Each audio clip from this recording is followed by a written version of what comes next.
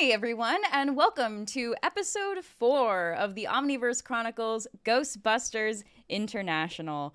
Wow, what right off the bat, thank you, just some guy for 100 bits. Thank you.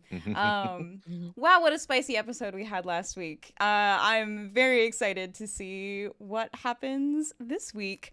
I am Kim. I am a Crit Show cast member and the producer of the Omniverse Chronicles, and I am joined by a incredible group of players and our guest GM. Just very quickly go around the proverbial table and remind everyone who you are. Hey everybody, I'm Asterios Kokkinos. I'm a comedian, I'm a Ghostbusters fan, I'm a role-playing game fan, and we are here to power your Monday night. If you've got to study for a test, if you have a bunch of work to do or something, you listen to us, we'll keep you company. I'm Beth. I'm from the podcast We Fix Space Junk. You can find us on Twitter, Instagram, Facebook, and Tumblr. And it is 1 a.m. here, so I'm conscious, and that's great. I am Forrest Leder, and I am your Ghostmaster this evening. And I can be found all over the place as Fearless Leader. And I'm a music teacher, conductor, game master, and player. And I love all things Ghostbusters forever. So I'm excited to do this and interact with everybody. And I am Rev. I'm the host and GM of the Crit Show, which is this thing. It's a lot of effort, a lot of time. It's a labor of love.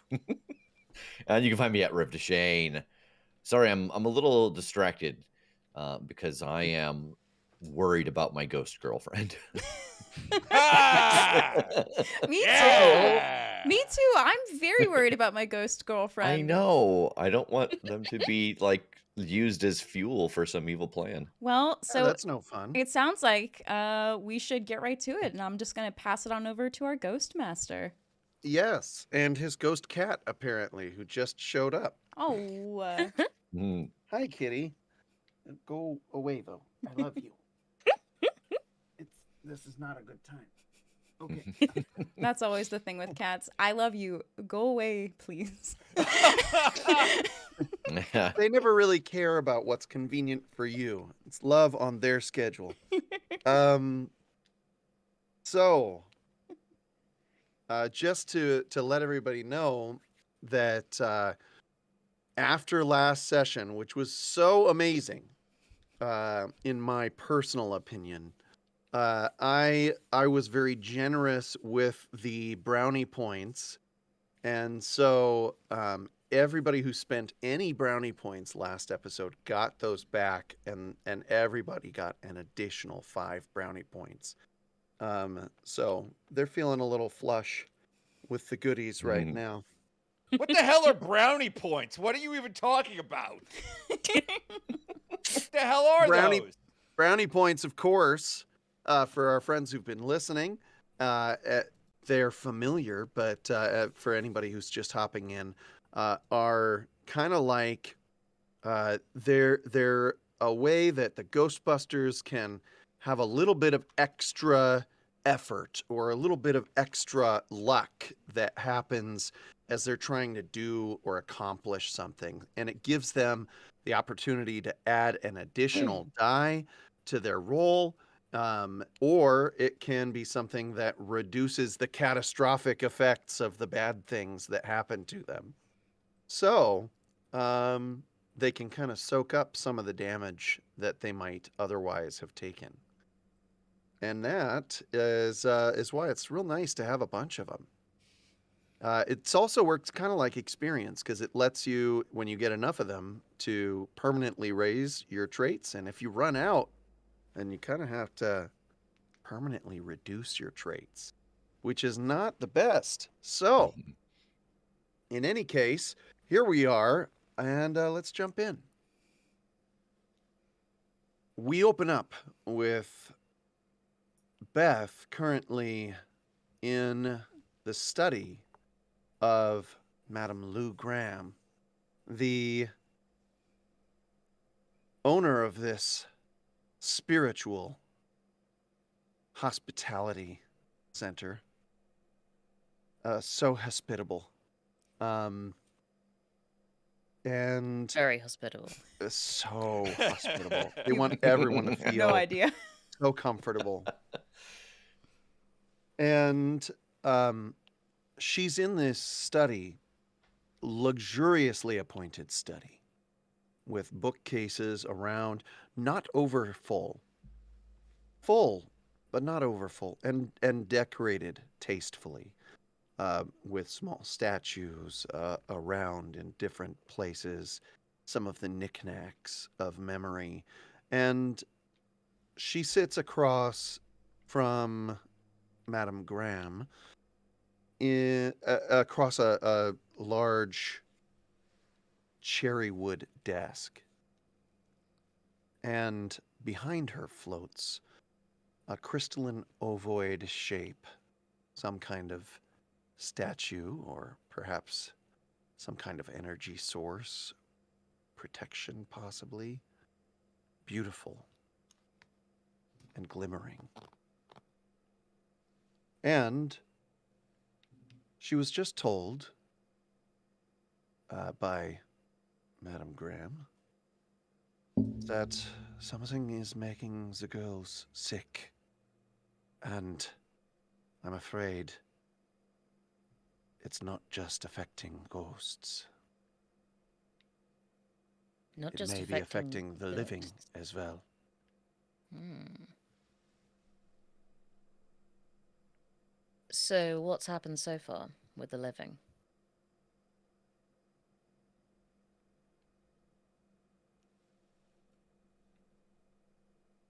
Well, I have seen. I try to keep track of my girls. And so, when one of them leaves, I will sometimes poke about in the land of the living. Mhm. Some of the things that I have been seeing here after the rats began to appear, I have seen among your people. About this time, Rev, you and Amelia come. She leads you up the stairs and to the study, where you can see Beth inside, sitting across. Hi. I don't want to interrupt, but Amelia was just telling me that it seems like some rats are spreading something, and I'm sorry. What were you two in the middle of? I realize that this is. Hi. Hello, welcome, friend of yours. She says, looking at you, Beth. Yeah. I think Good. he's here to talk about the rats as well. Are you a medium as well? No, I'm a scientist. Ah, Well, technically an that- engineer, but that's splitting hairs. We have similar interests. I see. Well, come in. Make yourself comfortable. Thank you. Of course. I was just saying that, as you mentioned, the rats, they have been, it seems, getting the girls sick. And this is odd, because we are not living, and so it's not usual for that. You might imagine. But I believe that this illness may be affecting the people outside as well as the girls here.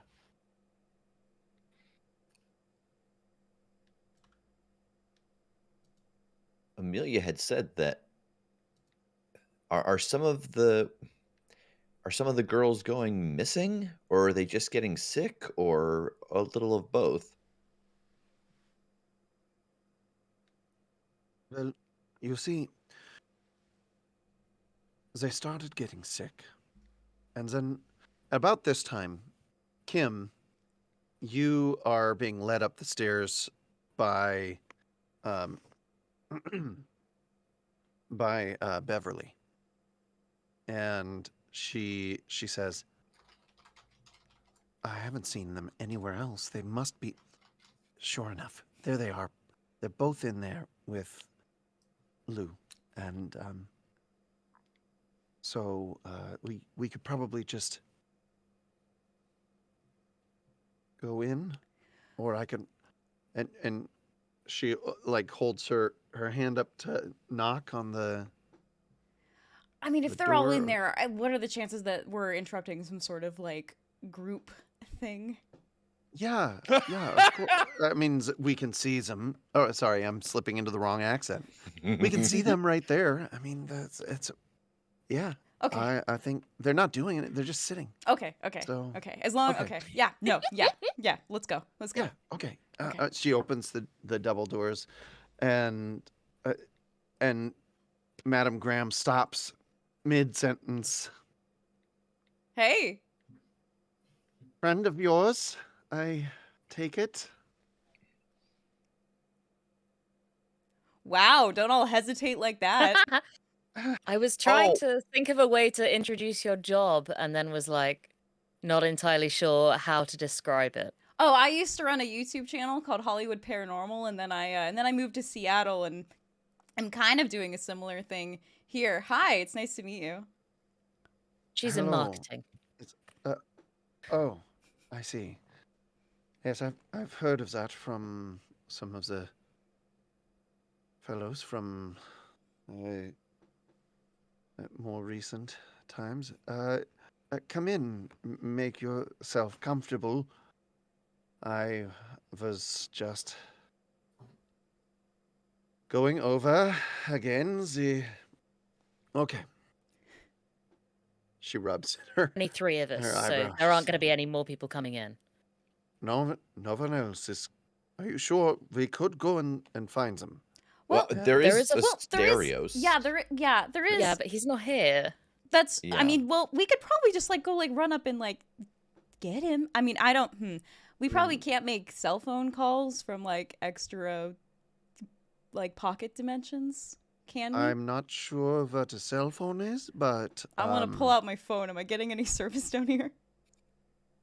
You are not getting any service. I can't imagine. I didn't. And I'm not gonna pay for roaming. Yeah, and what provider would cover this particular thing? A great question. You know, it's a niche market. Yeah. This sounds like something that maybe we should go get Asterios. I'll go get him. I'll go get him. Okay, that sounds good. Can I get any of you fine folks something to drink? I enter the room. Oh gosh, Whoa. good lord. I Okay. go, oh my goodness. God, I got my proton pack drawn. I'm like, what the hell's going on? Where's Kim? Is she okay?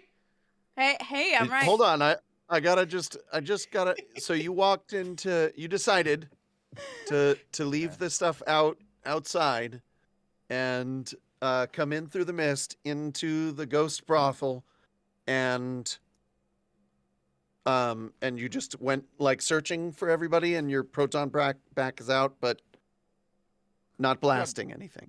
That's what I've been doing all week. Yes.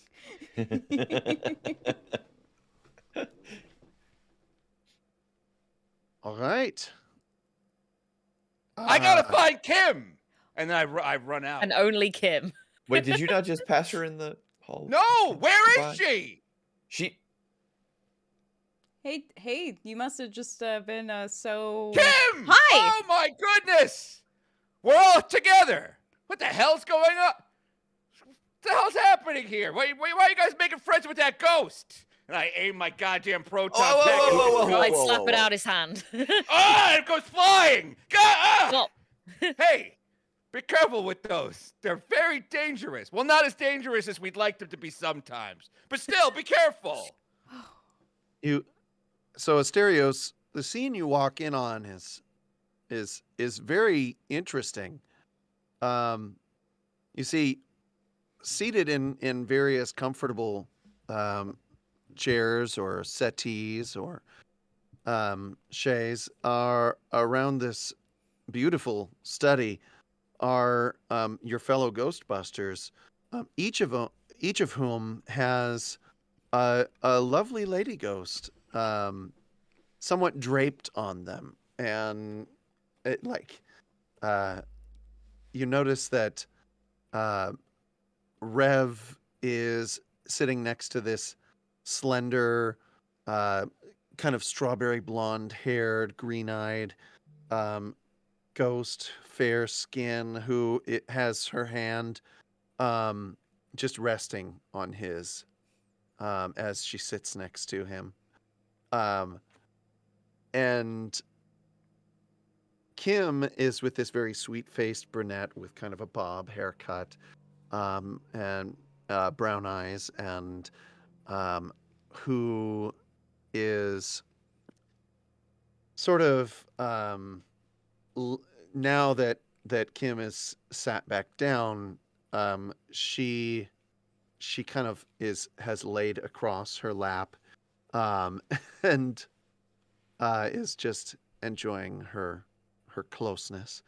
And Beth is sitting with a lovely and curvaceous woman of kind of a bluish skin tone or personhood tone. She doesn't particularly have skin, I suppose. Anyway, she's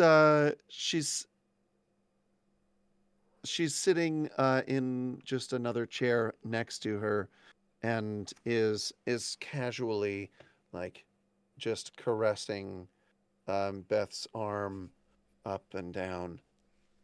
So, and then there's another ghost sitting across a desk from them. I feel like the whole world is spinning around you right now. Are you three making patterns with these seamstresses? Asterios, I would like you to meet Beverly. She's really nice. Beverly, pleasure to make your acquaintance. Asterios. Nice Yes. to meet you. Good to meet you, Bev. Can I call you Bev? Well, I suppose. Well, I already have. Hey, can I meet the three of you? Can I see you outside for just like 1 second? Is that cool, madam? Wait. Can you? Yes. Okay. That's indoor voice, Asterios. She's trying to tell us. Let's start giving me notes about what's happening here. Yeah. She's trying to tell us. Let me get my pen and paper. Let me take your notes. She's trying to tell us about the plague that is affecting both the human and the ghost world. I'm afraid this plague has affected the three of yours minds or something. I'm not sure if you guys know what we do for a living, but we're the goddamn Ghostbusters. We bust ghosts. Right? What does this mean? Bust ghosts. Well, we deal with ghosts that mean to do us harm. Look around. Entities, they tend not to be sentient. They tend to be aggressive towards living creatures. The lost ones. Yes. Yes? Yeah, I understand. This is a difficult thing. I have made it my afterlife's work to protect this portion of the spirit world from the ravagings of the lost ones and the demons and other things that are out there.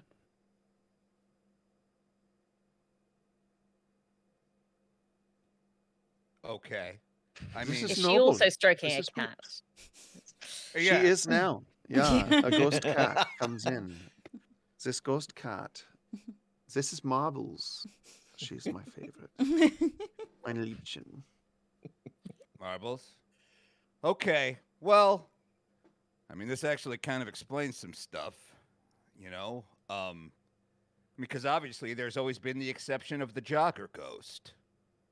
You know, there was that ghost in 1992 that was just jogging around. And then all of a sudden, you know, Venkman, Stantz, Spengler, they just kind of like set this ghost that was just jogging, just doing laps. And I kind of always wondered, hey, I mean, that ghost wasn't bothering anybody. Why are they fucking with that ghost? I guess that jogger ghost wasn't one of the lost ones. I mean, in 1986, there was, of course, that cab driver ghost. A ghost came back to life and just started taking fares. Yeah, it had a weird laugh, but it was a cab driver. It just drove around. It made money that night. This is explaining a lot about certain ghosts' behaviors. What was your name, ma'am? Lou Graham. Lou Grant? Graham. Lou Graham. Well, it's a pleasure to meet you, Miss Graham. This is probably the most important conversation I'll ever have in my life. Well, I'm going to listen to you guys now. Keep talking. Oh, I'm sorry, Miss Graham. I interrupted you. it's all right. I quite understand.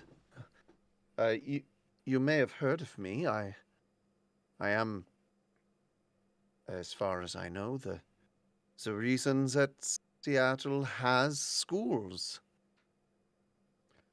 I was the largest contributor to the public school system in Seattle when I was alive.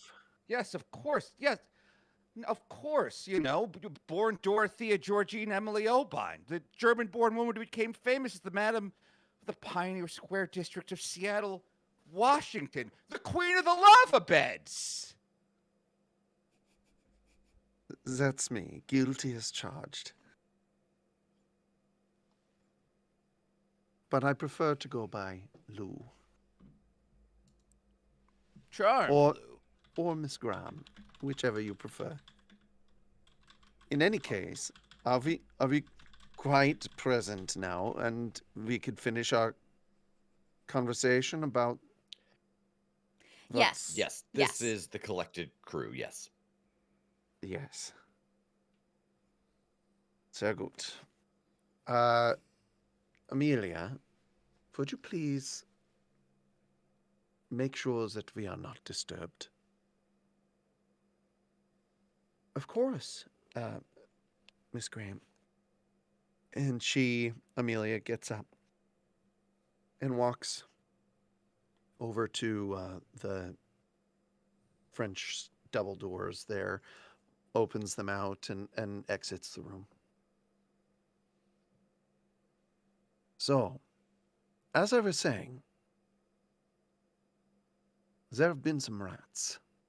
This is unusual.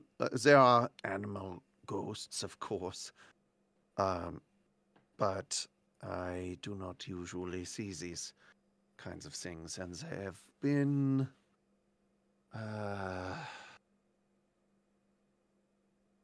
they've made themselves a nuisance. In fact, since they showed up, these ghost rats, these spiritual vermin, they have, well, the girls have begun to become ill despite their lack of life. We are not supposed to become ill in the afterlife, as I understand. And so I cared for the girls as best I could, but, well, no one knows how to care for a sick ghost. Not as though I can give a cool washcloth to them to help them with their fever, or a hot bath helps them with their cough. But it seems, as I explored in the land of the living around Seattle, that the people of Seattle are experiencing many of these same symptoms. And they are going about with masks. And I wondered if there's something connecting these.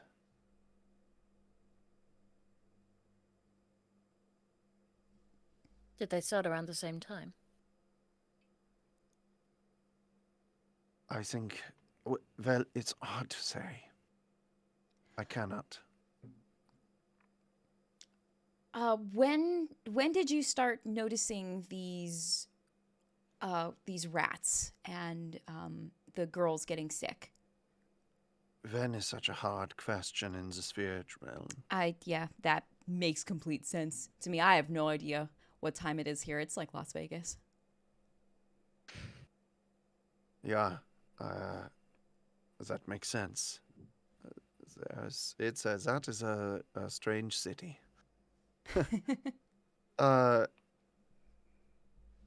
So yeah, it's a strange thing. How long has this been going on for you in the land of living? About 2 years.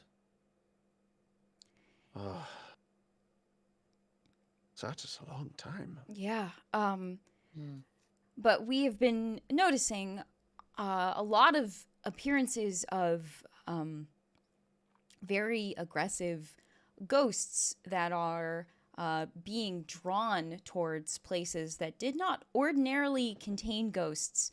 And we kept finding scrolls. And I want to pull up a picture of the one from Mopop on my phone, since I Okay. took a picture of it to show it to everyone else and show it to Ms. Graham. This is Hittite in origin and connected to some ancient necromancy. I don't know a whole lot about it, but a lot of references to the Lord of the Bow. But wherever we found these scrolls, we have found an influx of aggressive spiritual, of aggressive spirits and entities. And we found one right outside of the doorway that led us to you. That's how we came here, was investigating another one of these scrolls. You found a scroll like this Yes. outside of my home. Yes. And it had summoned some miners. Pickaxes, and not pick, children. Yeah. Mhm. Oh, yeah, yeah. What do you think of this medium?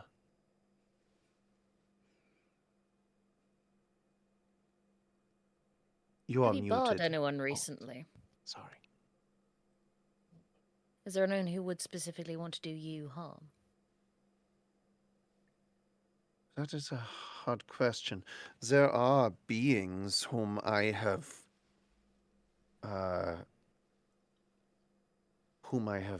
kept from this place and this portal. It is possible. I But as you may imagine, due to the nature of my establishment, um, that many such possible issues have been dealt with amicably. And we find ourselves in an arrangement of peace. So, as I mentioned before, there are demons, of course, that are never peaceful. No, I've encountered a few of those. Have you? She nods with some newfound respect for you.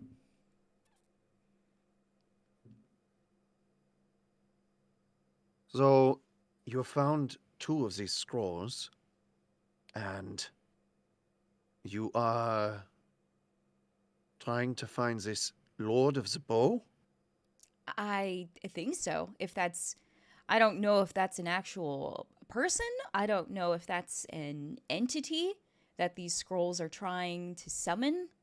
I'm not sure. I haven't exactly seen some dude with a bow and arrow walking around Seattle. I feel like that would be pretty obvious. Well, I mean, there's Luckily- me.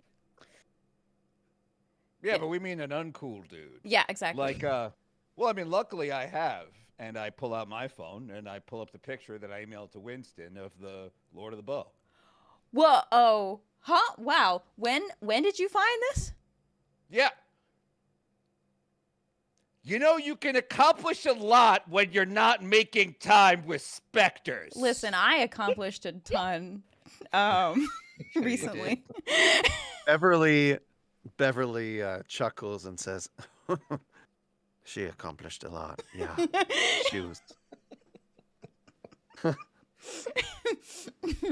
She's very accomplished. Yeah, I saw great. a new Van Gogh. I got attacked by a bunch of ghost plague rats. Oh, Rats. that is concerning. What? Yeah, Did you catch him? Nah, I blew them all up. I did the Asterios thing. Oh, you overloaded your gun and let it explode? Yeah, That's- I'm gonna have to make up some for Forrest later. Ooh, that's expensive. Yeah, I know it is. Yeah, but I really didn't have a choice this time. They were multiplying. Every time I'd kill one, 2 would appear like the head of a hydra. That does sound more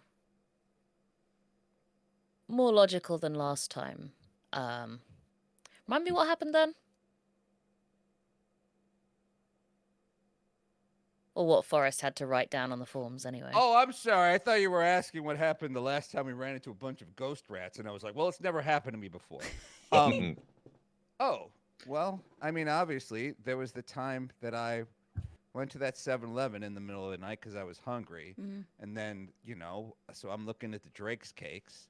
But then, like there was like a weird kind of spooky light outside, and there was some kind of weird fog. And then that little pelican on the Drake's Cakes label came to life and started pecking at me. I only had my proton pistol. I didn't have any traps on me, so I had to set the thing to overload. I blew up my favorite 7-Eleven. I'm so sorry that happened to you, man. I mean, I know there's others, but like I really liked that one. Yeah. And I used to go there when I got drunk and high. It was a teenage thing. But anyway, look, enough about me. We're not talking about my dark past. Like, all right. Seems like we've got a bunch of clues here that we could put together. Madam, do you recognize this guy? And I show her the guy. Oh, I don't know this person. Okay. So are you showing one of the frames that had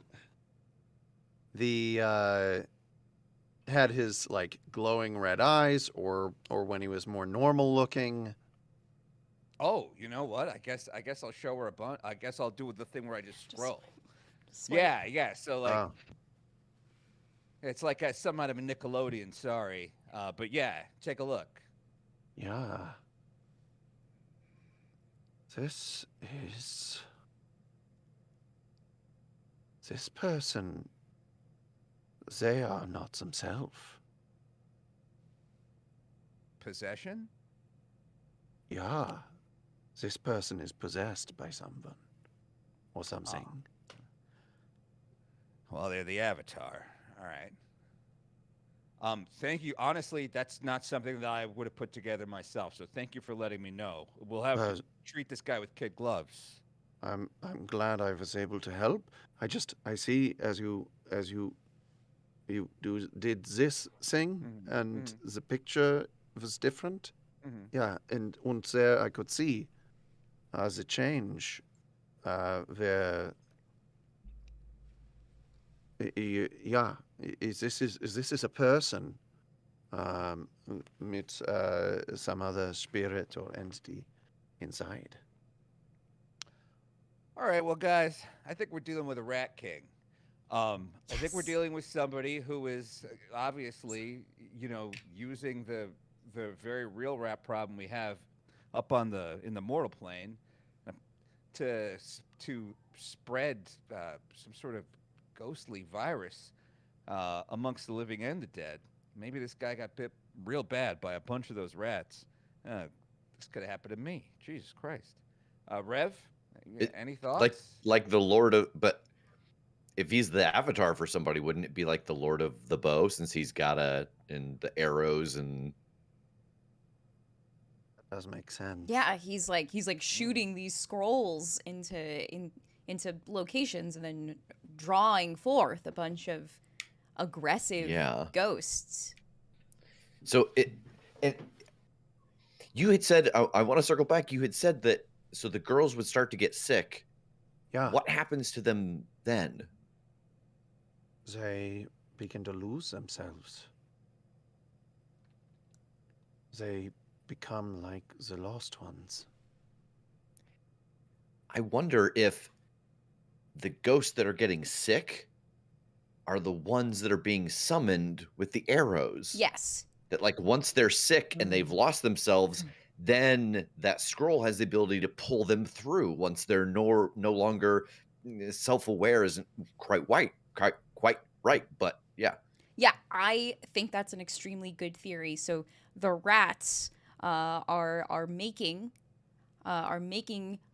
otherwise completely peaceful, rational ghosts sick.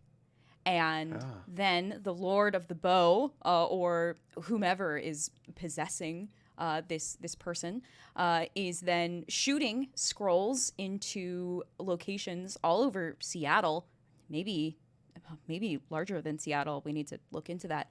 But at least right now we know Seattle, and then drawing forth all of this extra aggressive spectral energy.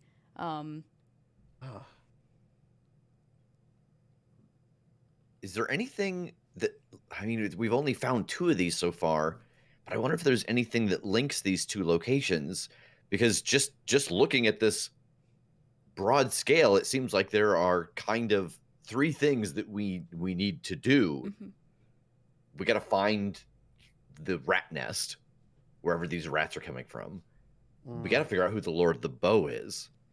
We got to find the Lord of the Bow. And then maybe if there's a 4th thing, it's to see if these locations are important somehow. Yeah. That's a lot. That is a lot. Do you know of any other havens? Places like this?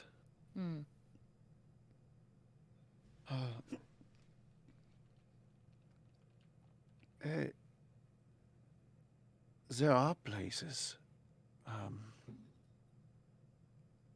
where spirits can gather. There's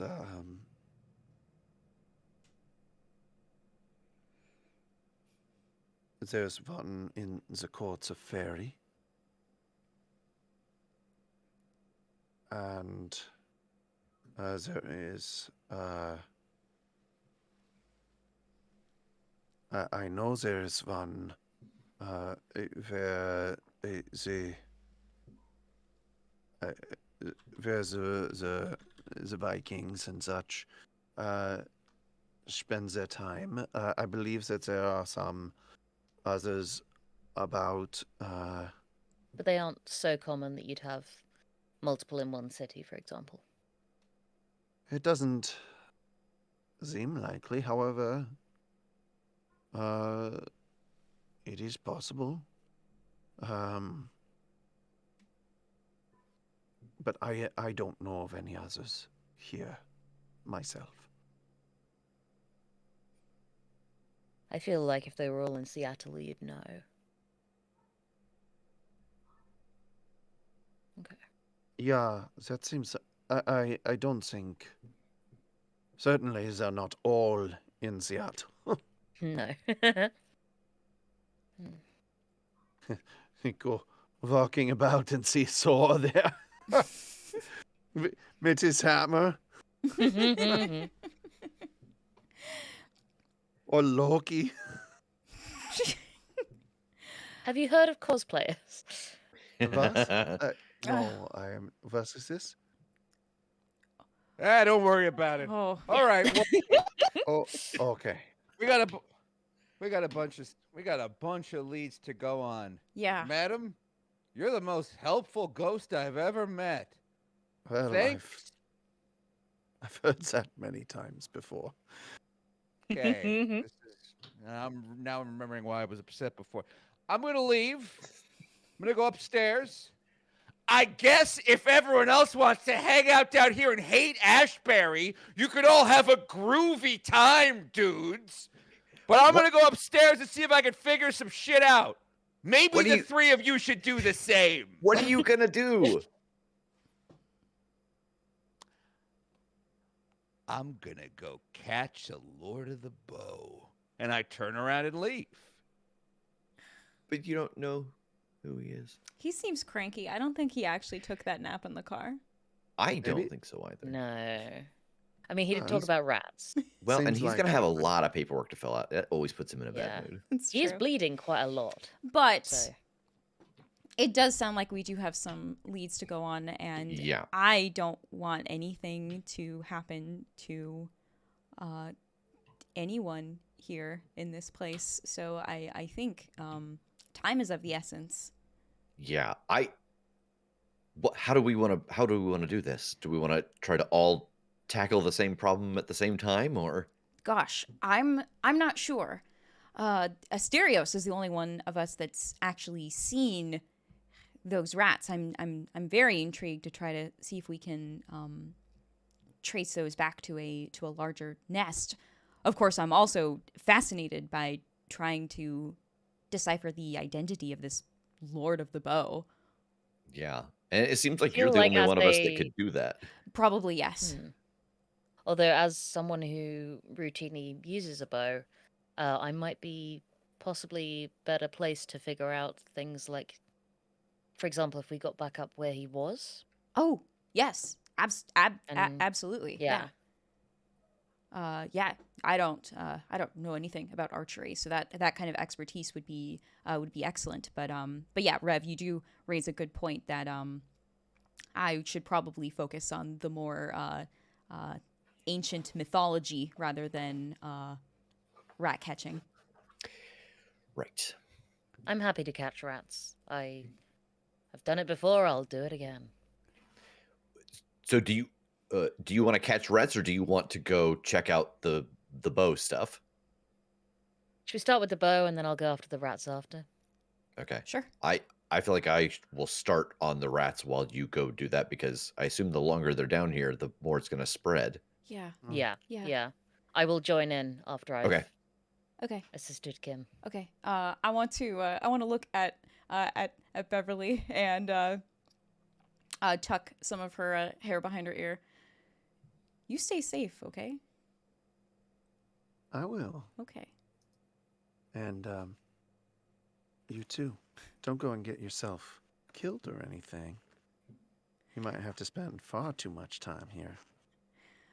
And she kind of boops your nose and then hops up. You know, ordinarily I would be terrified by that prospect, but not so much now. The prospect of death is no longer fearful. God. That was a high Oh. roll. That's funny. She gives you a wink and saunters out the doors. And Victoria does similarly. She stands and says, "Well, if you're sure you have to leave Pick this so up soon, later. good. I'd like that." And she stops. She starts to go, and then she turns back and plants a kiss right on the lips. Nice. And she says, "Just so you have something to remember me by." And she walks on, or she floats out. Excuse me. Get it, Beth. So you all are off to do other things. Yes. Yep. We should probably catch up with the very angry Asterios. Yeah. I'm gonna hoof it back out through this underground up towards Asterios. Okay. Yep. Same. I will follow you. Okay. So Rev, you're kind of last one out. Yeah, I think I'm gonna. I want to try to look for rats to kind of get a Okay. start for when Beth comes back, so we have someplace to go. So it may just be a matter of kind of checking around with the old PKE meter to see if I can. Sure. Something I Gotcha. should have asked Asterios. I should have asked if they were like physical. They kind of work as they were attacking you. Can I hit him with an axe? Is the You'll question have I to have. find out. Yeah. You'll have to find out. Okay. Okay. So Rev, as you're standing to leave the room, though, Lou stops you and she says, "Something is keeping the portal open. But I don't know what. But I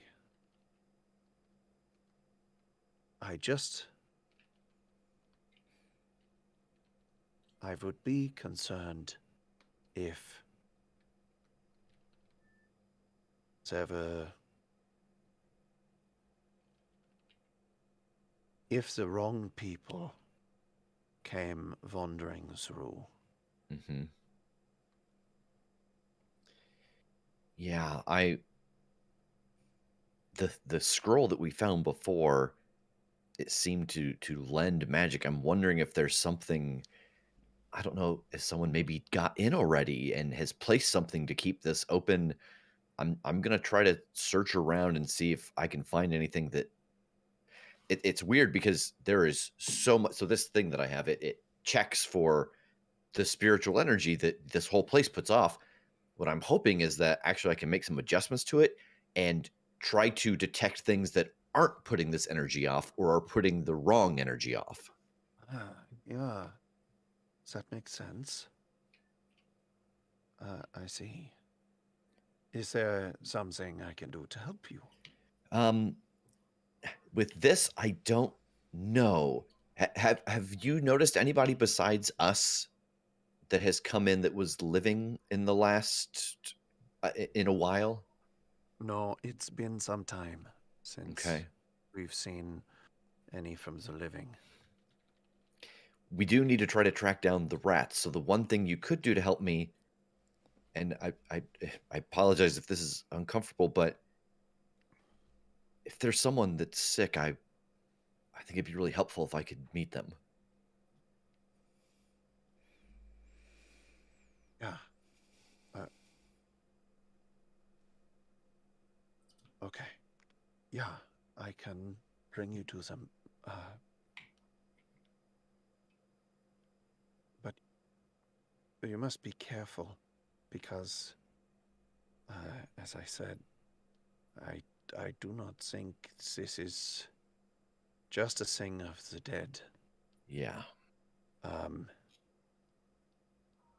And it affects each of them somewhat differently. It can be faster or slower. It is hard to say. Okay? Yeah. Yeah. Very good. Follow me. And we'll cut back to Asterios. All right. I am in an Uber on the way back to the firehouse. I have asked the cops to keep an eye on the Ghostmobile, on the Repla vehicle, but otherwise they can take down the stanchions and they can close things up. And things are generally pretty safe right now on the surface, is what I've told the cops. And yeah, so I'm just in an Uber on the way back, and I'm texting with people at Ghostbusters HQ. I'm Okay. asking if Who are you texting at HQ? Are you talking I about your HQ or are you talking about out no east? out And east. how much? Because I know that the girls were gonna run to catch up with you, so I'm yeah. Can we take No, umbrage with Asterios and his movement of 1, thinking he can outrun Kim with her movement of 5? yeah, I'm I'm gonna quick. I was very upset. I just Listen. want you to The long know. goodbyes. yeah, I'm gonna have to side with Rev on that bit. All right. Let's say that you walked out soon as you Mhm. got into the out of the underground. You Mhm. called for an Uber. Okay. Okay. So, we Well, can look, have if I'm you. not leaving the scene, then screw the Uber. I'm putting my proton pack back in the Repla Okay. vehicle, and I'm just like angry. I'm closing the door, and I'm just like I'm telling the cops like thanks for keeping an eye on this vehicle and that scroll while I was downstairs dealing with the other Ghostbusters. So Um, Kim and Beth come hustling out from and I will say, Kim and Beth, you see as you come out, like the underground is wrecked. Like it was not great before because it's old and they try to maintain stuff. But you can see that his proton pistol overload blast happened in like nearish where the door is, and like the door is like half blasted off and whatnot, and there's char and electrical damage and such about. So yeah, yeah, the mist is still curling away from that hallway and everything, but yeah. Okay. So you come rushing out through this busted door and see Asterios talking to the cops. and I wave them off essentially like that, you know. I mean, not Kim and Beth, the cops. They should probably still be guarding that area. Well, yeah. We don't Hey, want, like, random kids wandering in. that's extremely true. Yeah, we should probably just sort of like rope off that whole area. Asterios, can you point out where you saw this Lord of the Bow? Oh, yeah. I point to a building just across the way. Uh-huh. I go, it was right there. Made eye contact with me. Vanished.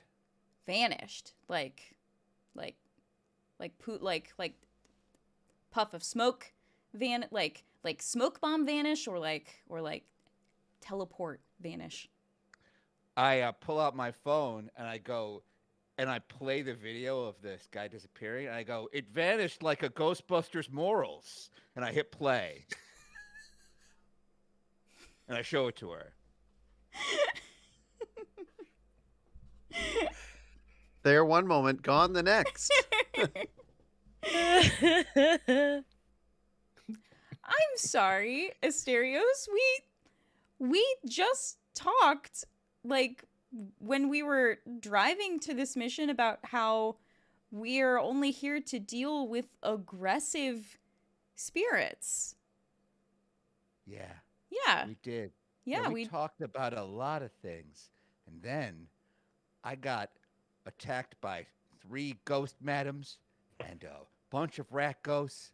I ate shit down a flight of stairs, getting hit with a pickaxe in footage that is likely going to be on the news tonight, which was the price I paid to keep a fucking April O'Neil out of your hair so you could investigate. But I guess you were investigating, weren't you? You were investigating the bounds of decency. I was investigating my bisexuality. Thank you. Bravo. Yeah. I'm glad you learned something about yourself. I did. I learned something too. The identity of the necromancer, and that there are plague rats. And by the way, in case anyone's looking for the plague rat nest later, they could probably find the proton pistol that I had to set to overload so I could escape with my life. But look, I could yell at you. We did think you were having a nap, to be fair. We did. Well, I guess we were all having a nap, weren't we? I didn't. Anyway.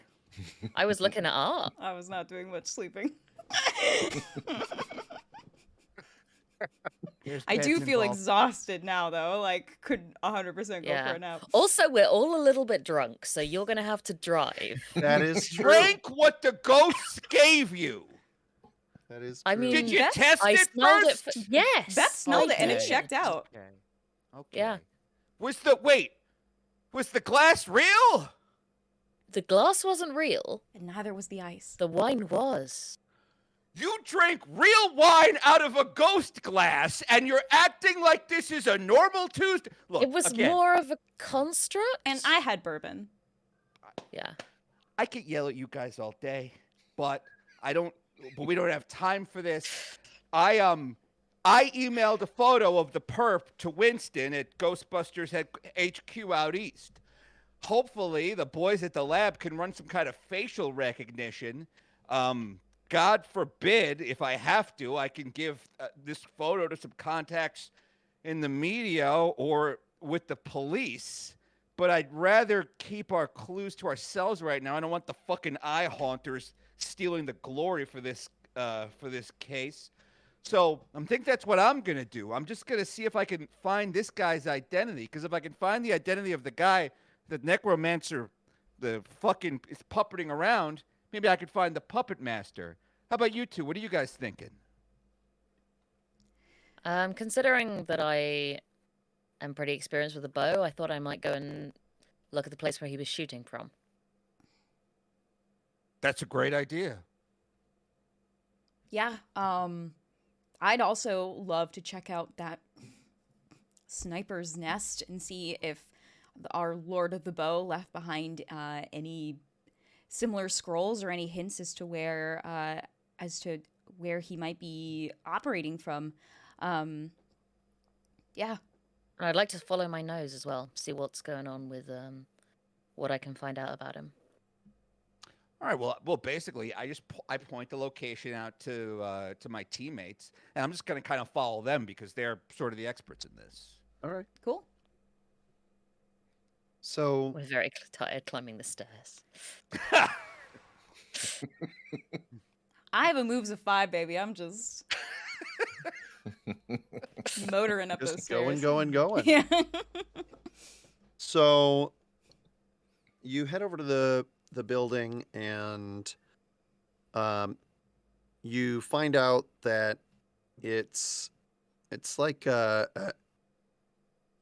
it's an office building / apartment building combo kind of thing. And so, it doesn't have just regular open kind of stuff. You have to get like buzzed in.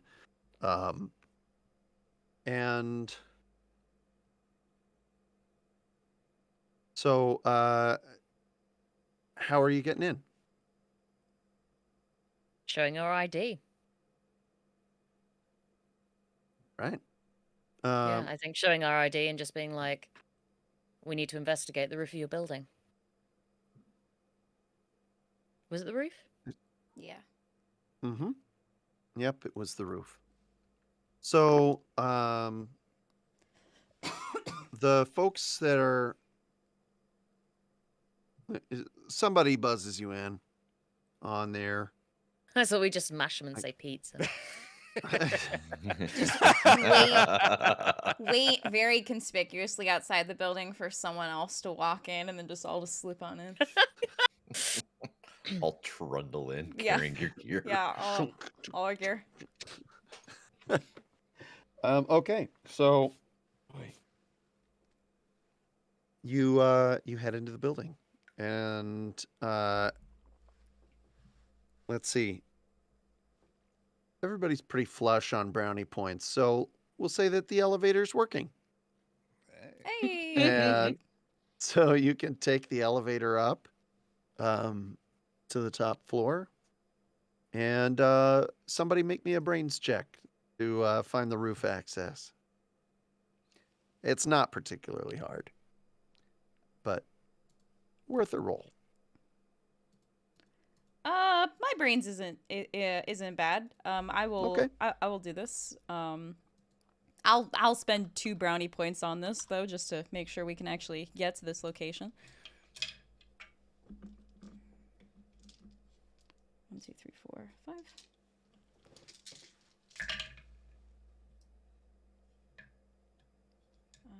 7, 8, 10, 13, 17, no ghost. Okay. You find there's a roof access. It's not clearly marked or anything as one of the doorways up in this top floor. However, when you do find it, it's locked.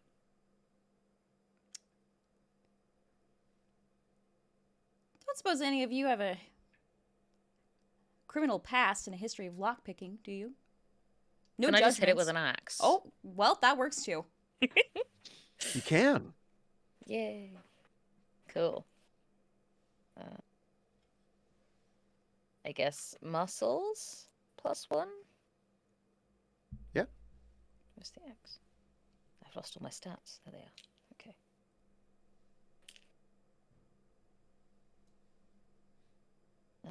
No ghost.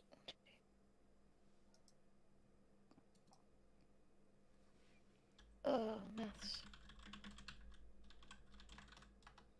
26. Okay.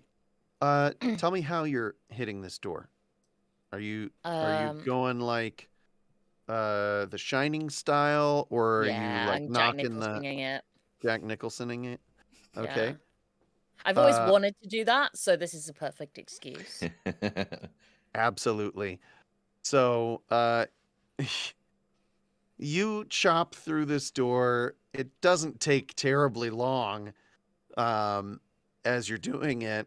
And like a couple of people come out into the hallway and see you swinging the axe at the door and go, whoop, close the doors and go back into their apartments. It's an emergency, it's fine. Ah. What a good noise. So you are able to bust your way through, going up to the top. And you see some stairs. They go up. Do they look like ghostly stairs? And what can I No, smell? they do not. Okay. But you can go ahead and make a smell check. I can. Cool. Is that with brains as well? Because smells my brains stat. No, it is not with brains. It'll be with your power. Okay, cool. So that's 4, I think. Boop, boop, boop. Okay, that is 5, 10, 11, 13. No ghosts. Okay. So you can smell. There's there's a mustiness that goes beyond the scent of just buildings. And as you ascend, you also get a scent of like figs or dates. Hard to exactly place.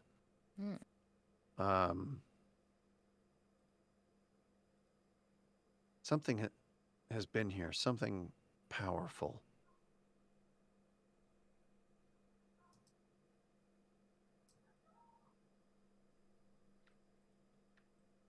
All right, well, hey, if there's a bunch of stairs, I'm gonna start climbing the stairs, start looking for similar marks that were in the other sniper's nest we found. Um, you know, just start looking around. I guess I'll roll brains. Great.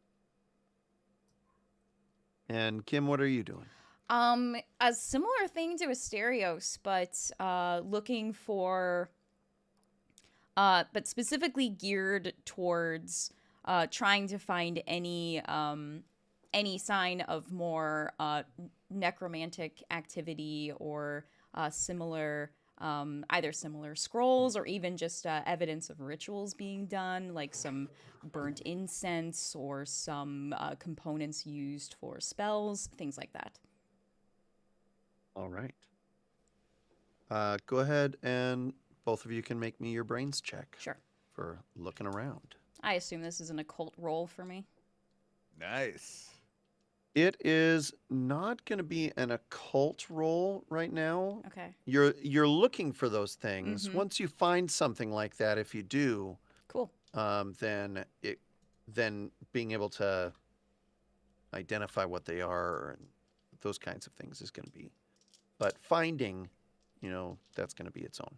Sounds good. I'm going to spend 3 brownie points. Okay. Asterios, did you make your roll? Rolled an 11. An 11. Oh, no ghost. No ghosts. Thank you. So, and you're looking for things that are similar to what you had seen at Mopop. Exactly. Okay. So looking around, this particular building is flat topped, and there is, the wall comes up about 4 feet or so from the rooftop there around the outside.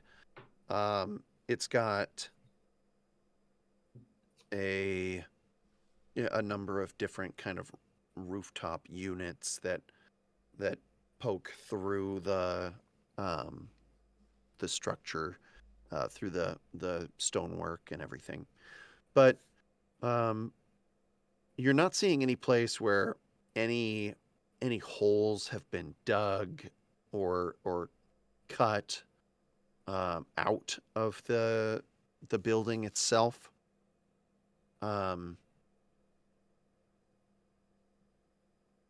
And I think that probably the closest you could find, well, with an 11.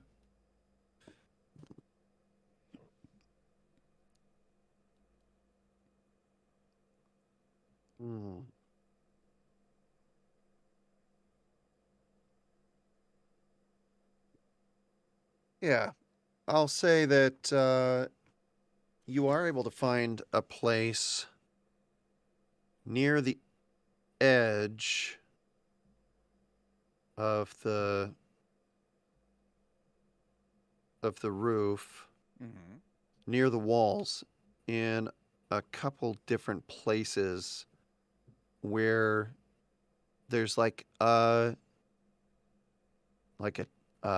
chipped spot in like some mortar or some such. Is it like an inch or two from the ground? These little chip spots? No, they're on ground. They're in the ground. Okay. Yeah. Interesting. Yeah, so I just say, out loud to Beth and Kim, something about these little marks here seems off. This is another thing that's just kind of coming to me is, clearly the bowman didn't make the shot from up here. I mean, that bow was in the wall of an underground brothel. So, but it's just something that occurred to me. But anyway, yeah, something about these chip spots looks off. Mm-hmm. Do And you, oh, go ahead. Sorry. Kim, do you know of any beings who are associated with the smell of figs or dates in a kind of traditional or sacrificial way? I would love to look that up. Well, which of your tomes of occult lore do you have along with you? I think I probably have the Big Book of Occult Lore and Roy Lance's Guide to Secret Societies and Sects. Yeah, you do. Mm-hmm. So, Sects. I know. Oh. Sorry. My brain, it's in bad places. No, I also heard it. Yeah, I knew what I it didn't was. even notice and you. I was still- just looking at. Yeah. Mm-hmm. I just saw Okay. Asterios' I might also face. have that book. Yeah. Mhm. It's just a slightly thinner book. Yeah. It's a pop So- up. Something's bound to pop up. Uh, Let's see. All right. Well, for that, why don't you go ahead and make your occult roll? Sure. I will say that I, on my initial brains check, I did get a 16 no ghost. Good. Um, Okay. But I will go ahead and make an occult roll. Thank you. 4, 5, 6. Ooh, that's good.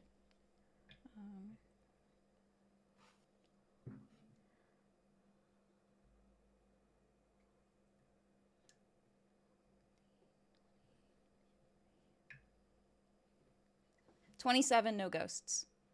Nice. Okay. All right. So, in searching around, you were able to find something. You were able to find a small clay tool. Cat, could you kindly not? Little cat interference. She is the loudest self-cleaner. I'm just sitting here and she's going, too much. Too much. Okay, there we go. And seriously, she's been here the whole time. Go away.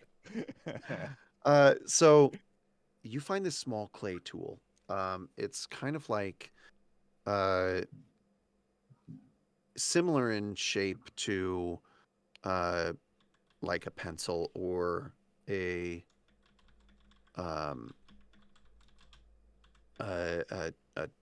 almost like chisel kind of thing, but its end has the like cuneiform marking on it, and so you find this small implement that has it looks like some kind of ink that it's been dipped in on the end of it, and so yes, you do find that. Nice. And in doing your flipping through of the big book of occult lore, Mhm. since you had the kind of you'd already kind of zeroed in on the fact that things are leaning Hittite in influence, and the thing of the Lord of the Bow, it just keeps coming up in your thinking about it, and you are able to, as you're kind of going through, and the the the figs and dates, it's this Middle Eastern thing, and you zero in on a being called Jari. And Jari is is said to be a very powerful being. In fact, was worshipped as one of the gods of the Hittites. And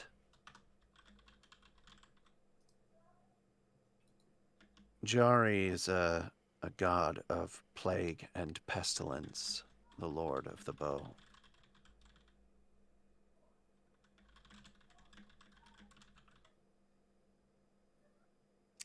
So, you think that you might have an idea now who your suspect numero uno could be. Wow. Yeah, I know who this is, or I know who's possessing our guy. This is an ancient Hittite god known as Jari, Jarri, a god of plague and pestilence, also known as the Lord of the Bow. Indeed. It's a good thing I kept ignoring all those Sumerian clues, because they were just garbage. It was Hittite after all. Wow, Kim, that's incredible. May I read that? Yeah. I'll flip to the relevant page and hand it to Asterios. Great. No, I'll just be reading through it, just so I got the knowledge too. Yeah. This, I'll hand the book to Beth. I'll go. A lot. Does this give us any idea of like a physical location where we could look? Like, where would Jari have hung out? What was his thing? Was he I don't know, a god of the pastures or a god of the cities, or I don't know? Any thoughts? And why is he choosing now? That's another incredible question. Yeah, that's an incredible question.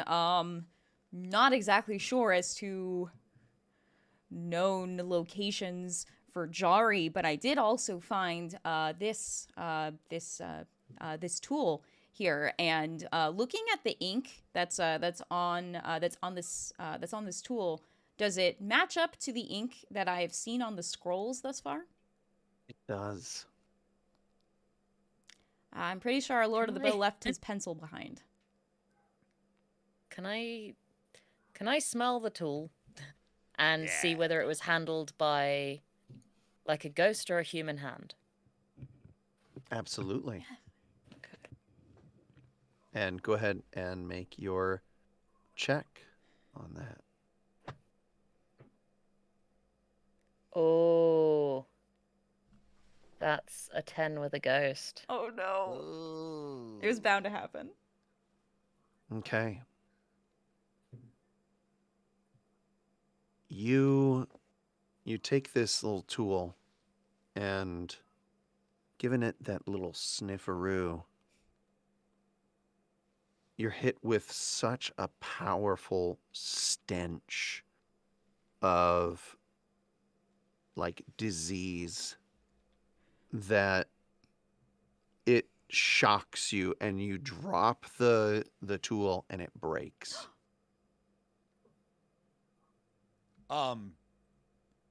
I like go and grab Beth by the shoulder. I mean, she's bigger than me, so I grab Beth by the shoulders, and I'm just like, Beth, are you okay? Are you okay? What's going on there? Hey, I've got menthol in my pocket. Can you please undo it?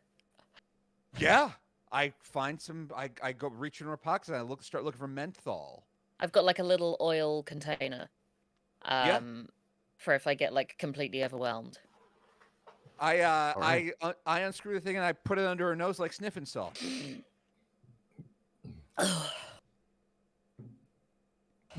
Sorry. It's okay. What did you get? That looked intense. Yeah. I smelt basically the death of several thousand people. Wow. And then I hand her the menthol again. Yeah, I'm just like, I'm not gonna forget that in a while, or ever, maybe. And we're gonna cut back to Rev. Rev, there you are, all by yourself, the only living person in this ghostly brothel. And what, my friend, are you doing? I think I Oh, I'm initially sorry. will. Oh yeah, Nope. Go ahead. Go ahead. go with if she can take me to someone who is ill. Yes. And I'm sorry. I should have remembered that. No, it's okay. Now I do. um. So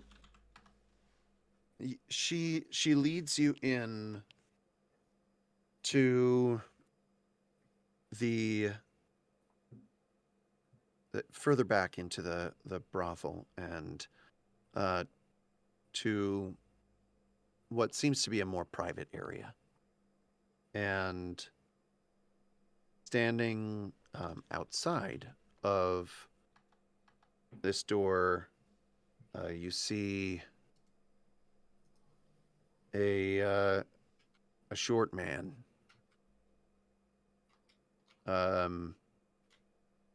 He's wearing like a bowler cap and like a kind of a tank top. He's got just yoked out arms and the like, and a beard, and he, like I said, fairly short as things go.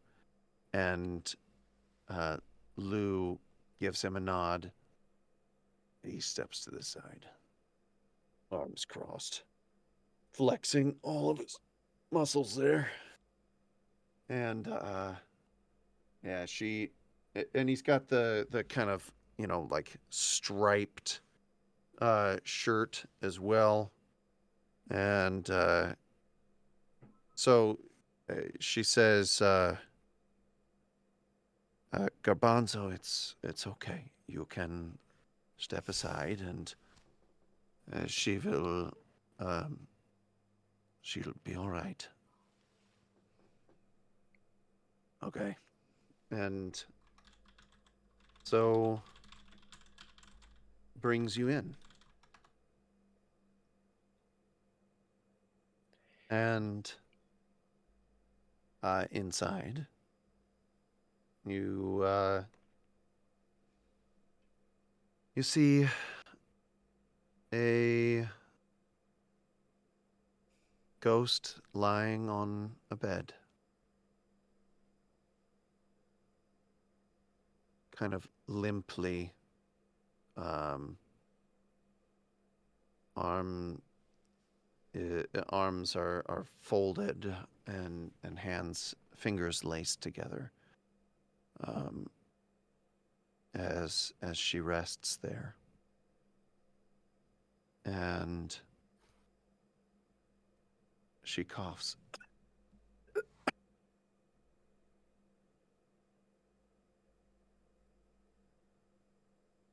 I'll turn back. What's their name? This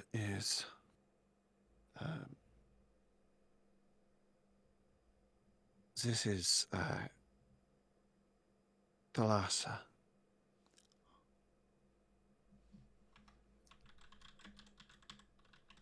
You don't have to come in here if you don't want. I don't want to put you in any undue risk.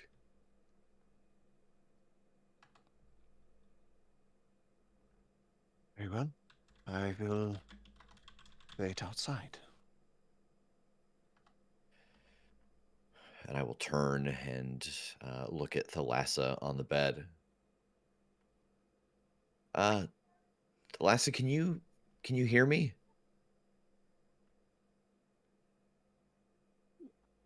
She breathes in and opens her eyes, but they search. She doesn't seem to be able to find you, or It's okay. I just wanted you to know that you're not alone. Okay.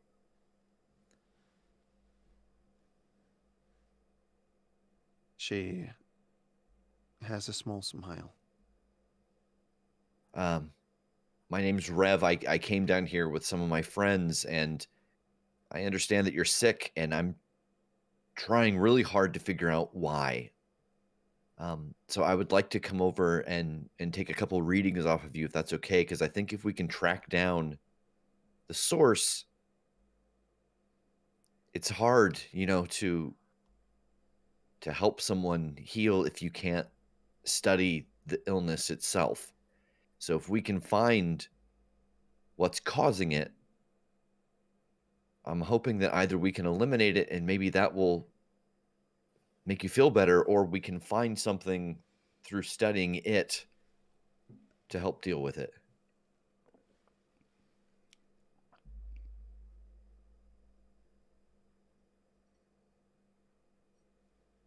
I would like that.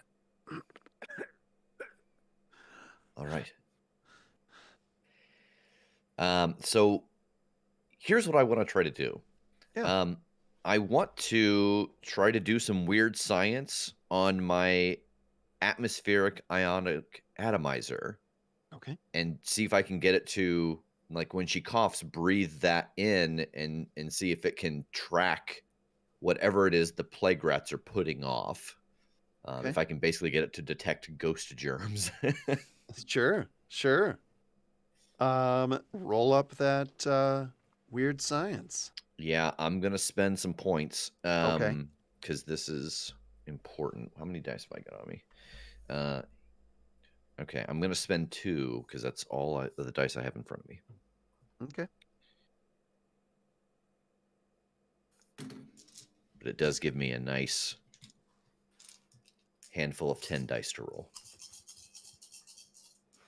It's quite the sound as you're shaking them. Okay, no ghost die to start with, so that's good. Excellent. I mean, oh man. Oh, beans.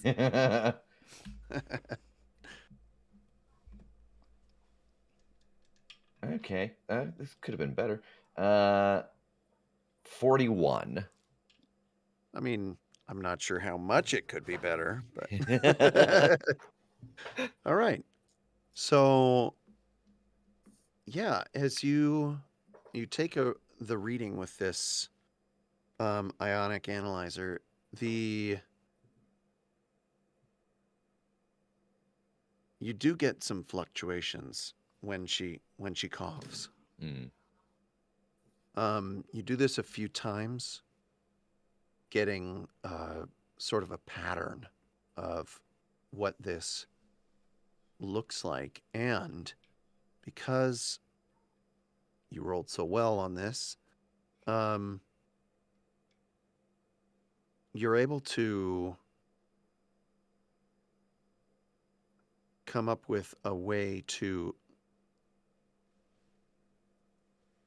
come up with an an algorithm that you can use to try and filter the ambient PKE Mm-hmm. to try and track down these kinds of readings. Okay. But it'll take you a little bit to get those adjustments done with the PKE meter. Yeah, I kind of imagine that it's like that I have turned 2 tools into one, that this one's got to kind of feed this one to. Okay. Yeah. Okay. Okay. Yeah, so I will take the time to try to get this right, and then I will, once it's kind of all said and done, move closer to her to see if it does in fact pick up before I ultimately leave the room. Okay. Yeah. So it takes you a little while to do, but you think you've got it there pretty well after doing and testing out your readings on it. With Thalassa, you are able to pick up this infection, this infectious psychokinetic energy. Okay. So what I'll do then now, well, actually, I should ask, what do you want to do? I Proceed. think having that, I'll probably head back above ground because I don't want to start. Yeah, I don't know my way around here. No one's going to be able to find me. So I'm going to head back to the car and see what the Okay. group is up to now that I've at least got this base to read off of. Absolutely. Absolutely. When you come out,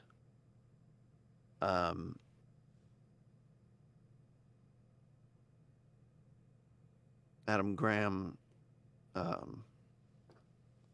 joins you as you walk towards the portal, and she says, "Do you think there's going to be anything you can do for her?"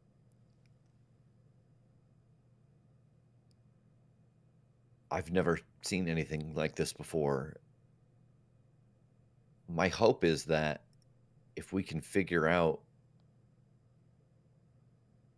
the cause, that maybe simply removing it will, ghosts, you kind of regenerate the material that makes you up, and for them to be getting sick, they have to not either be regenerating that or it's coming back in some kind of a tainted form. So I'm hoping if we can find whatever is creating the rats and get rid of them, maybe simply the removal of that pollution from essentially your ecosystem will help that just go away on its own.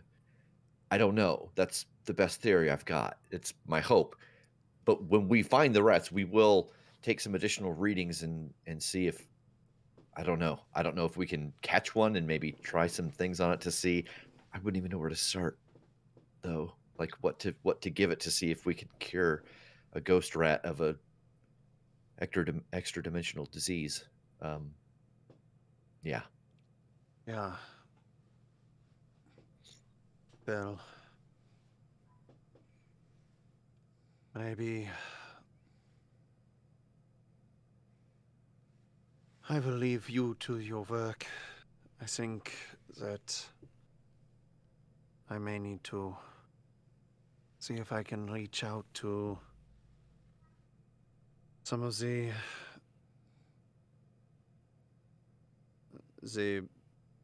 more kinder beings. Perhaps one of the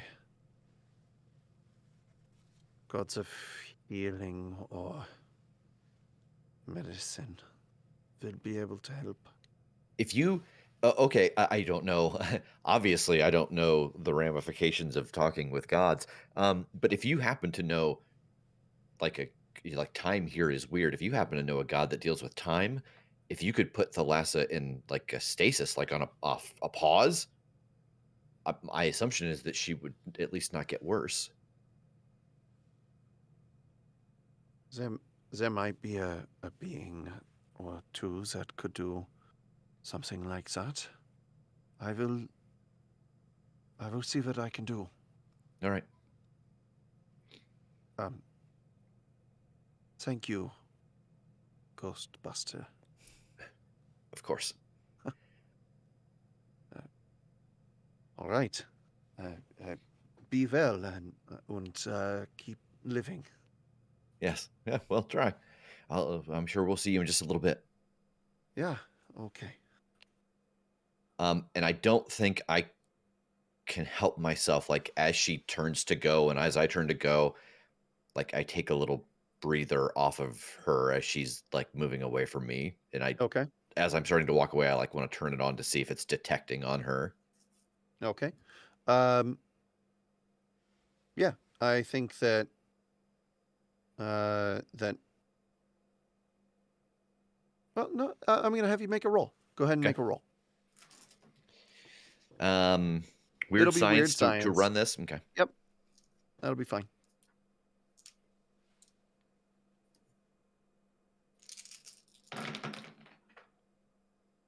No ghost.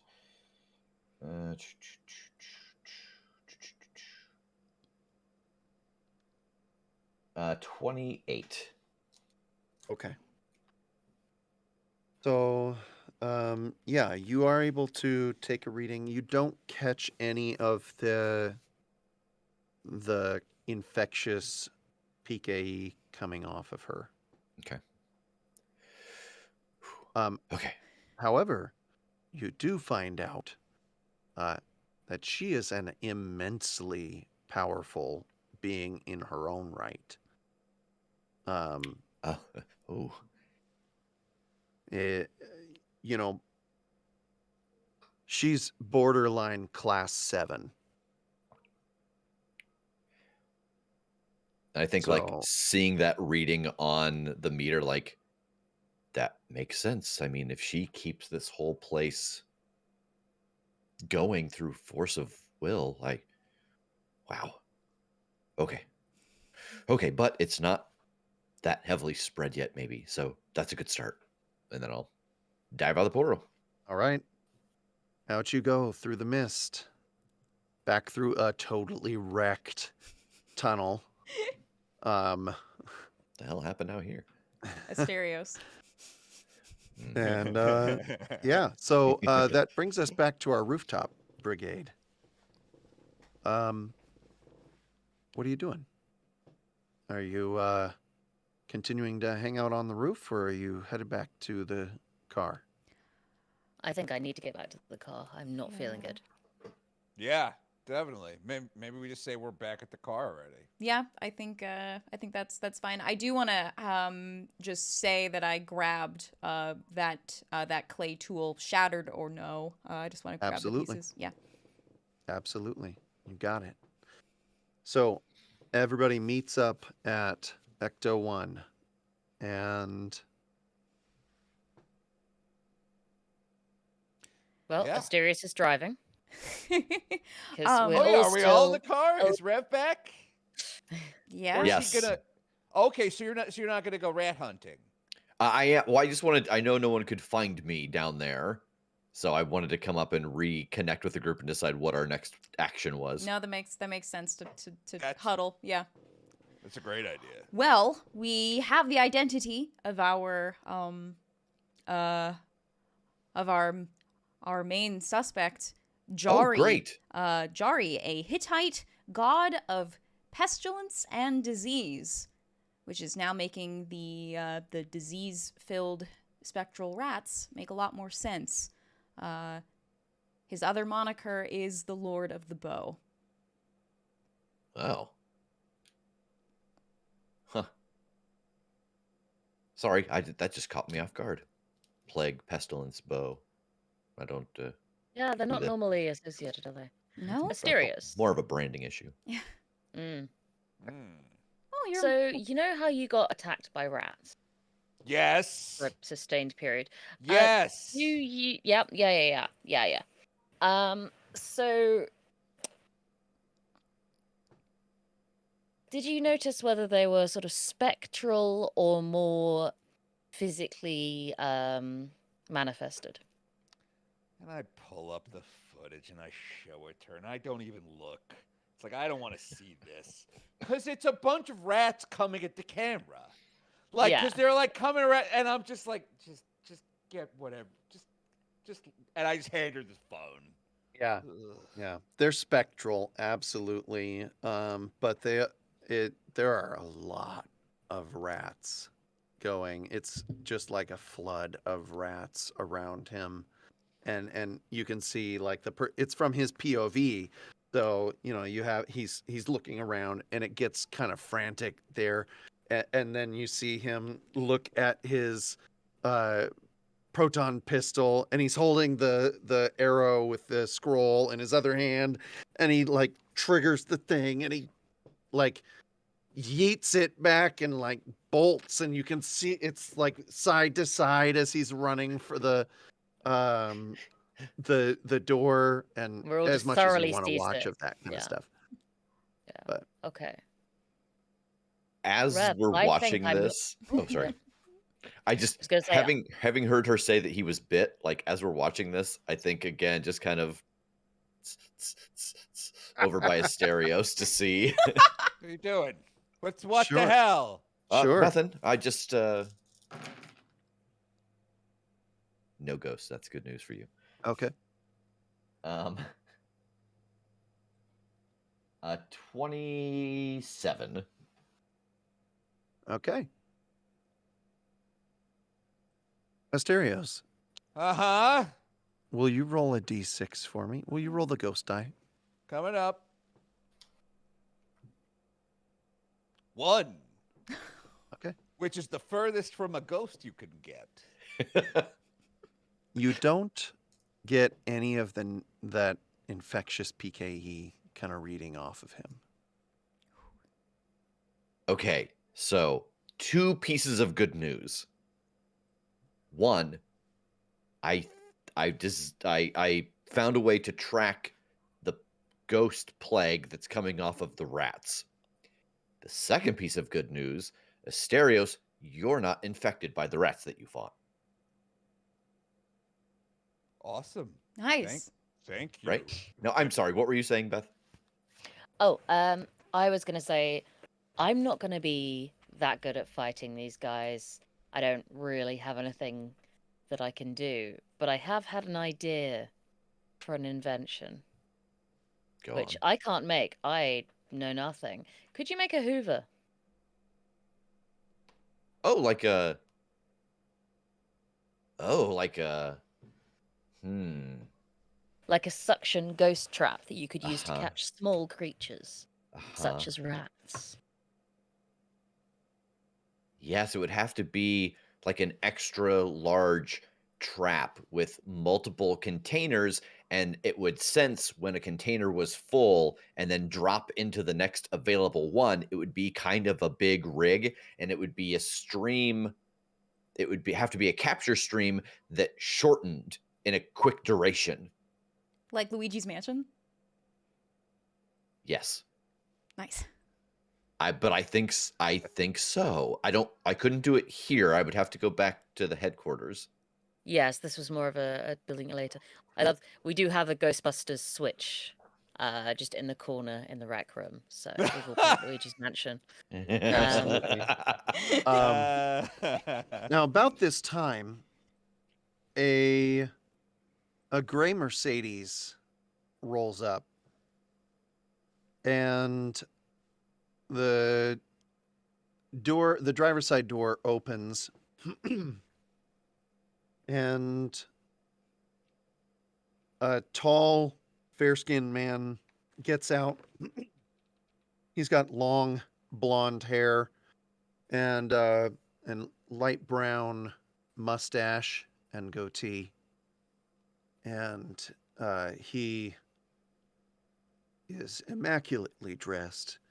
He wears a gray pinstripe suit with a red tie, all done up nicely, and cufflinks on his cuffs there. He closes the door, and he walks over to you, and he says, So, what kind of shit show have you guys gotten yourselves into?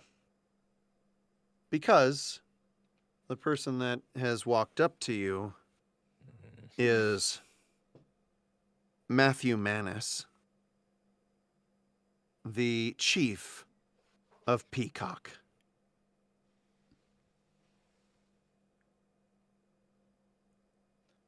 I take a small step forward, and I go, "It depends. How much shit can you get us out of?" I hate that question. Asterios. Fuck.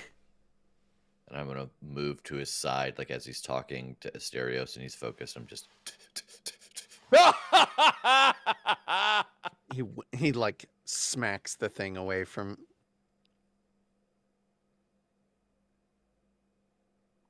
You all were hired to take care of the ghosts around the city, and somehow, since we hired you, things keep getting worse. And now we're blowing up historic tourist attractions? I take a step back. That area needs to be closed down. It is a significant risk to life and limb in the current state that it's in. Yeah. I'll close it down. It was before we got there. Hey, just my own personal knowledge. What is this guy like? The mayor, the alderman? Like, what's this guy's rank or role? No, he's so this isn't he's the chief of the oversight commission. So Peacock is the paranormal contracts oversight commission. So he is basically hired by the mayor to handle the people that watch over you all and make sure that you're doing things above board and everything. He's our Oh, well, Walter Peck. He's your Walter Oh! Peck. Okay, well then I know how to handle him. I'm gonna roll. I'm gonna roll advertising and public relations plus cool, and so that is 9d6. Give me 1 second. What are you trying to do? I'll tell you. But I just want to let you know I rolled a 34, Okay. and with no ghost, and I get up close to him and I go, I'm gonna say this quietly because I don't want anyone else to hear about it. And by the way, you're not gonna believe us, but remember that we're here to believe you. He We rolls think his eyes intensely when you that's say fine. that. Okay. One I rolled a falls out. 34. I rolled a 34. He should love that. And I go, Hmm. and I go, we believe we found the source of the coronavirus plague that is ravaging the planet right now. And I know you're probably going to want to say something. So before you say it, I'll say, if we can find it and isolate it, then your boss, the mayor of Seattle, will have saved the world. And I give him a little bit of space. His jaw works a few times, just like he's kind of like a goldfish a little bit at that. Like, I get it. And I'm doing a thing physically where I'm like, I know. It's a very large thing I've just put out there. I know. are you telling me that you think that the source of the coronavirus pandemic all over the world is what? Some ghost? A Hittite god of pestilence and plague, to be exact. But yes, it's our working theory. So now we've got gods involved in this. Wouldn't be the And- first time. Huh? So it wouldn't be and I'm not saying this like sarcastically. I'm just like, it wouldn't be the first time. Hey. Because I assume he knows about Zool and Go. It's like he gets it. There's been gods on this plane before. Okay. Okay. So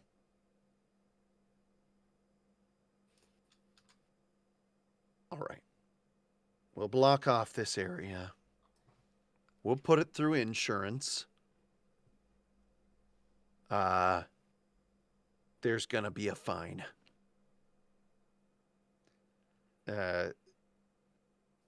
You can leave that to Forrest. Yeah, He normally yeah. handles that sort of thing. That sounds like a Forrest thing. Mm-hmm. Yeah. I- And I gotta tell you, before you go blowing up historic buildings,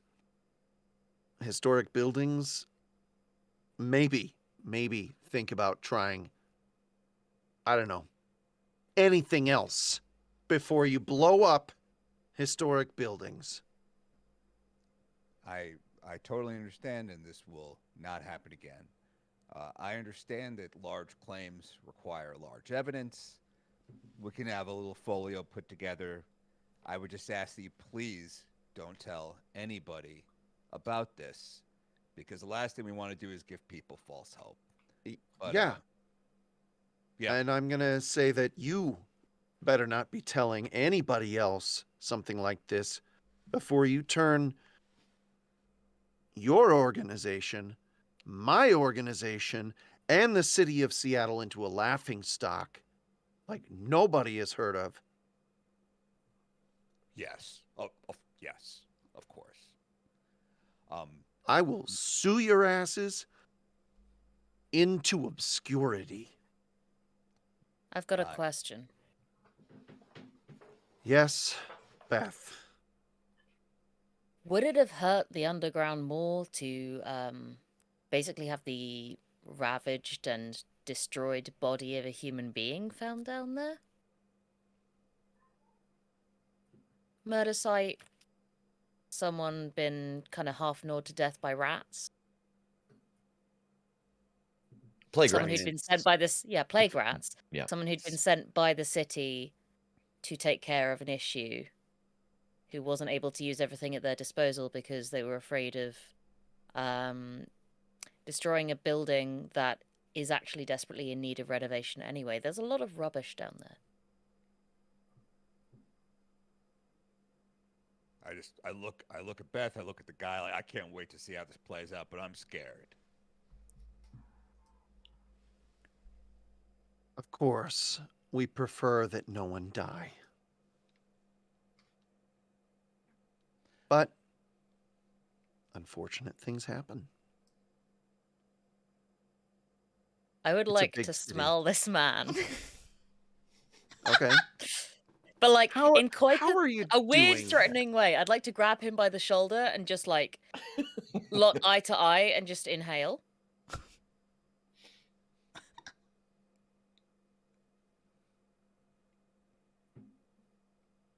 that?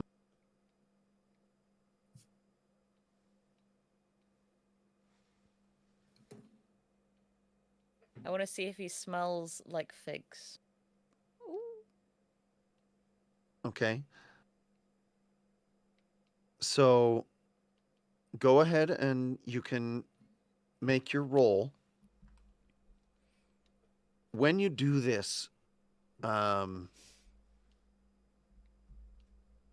he stiffens like intensely, and he slowly reaches up and he takes your hand and he pushes it off and he says, "If you lay a hand on me again,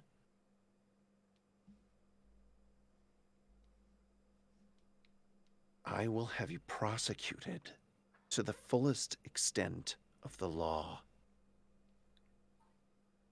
You strike me as a man who is probably anti-vax, considering we've seen ghost activity for over 30 years now, and you treat us as if we're making it up. I don't treat you as though you're making it up. We have I this know conversation these every things. job we go to. Here's what's going on. Oh, well, I don't believe it. And then it turns out to be true. I did not say I don't believe it. I said, actually, Asterios said, you need to get evidence. I said, don't say anything to anybody about it. Have you ever been told it's how you say things, not what you say? Have you ever been told sometimes you don't gotta say things? Got a 12. No, that's not how communication works. We have to work together. You got to say things.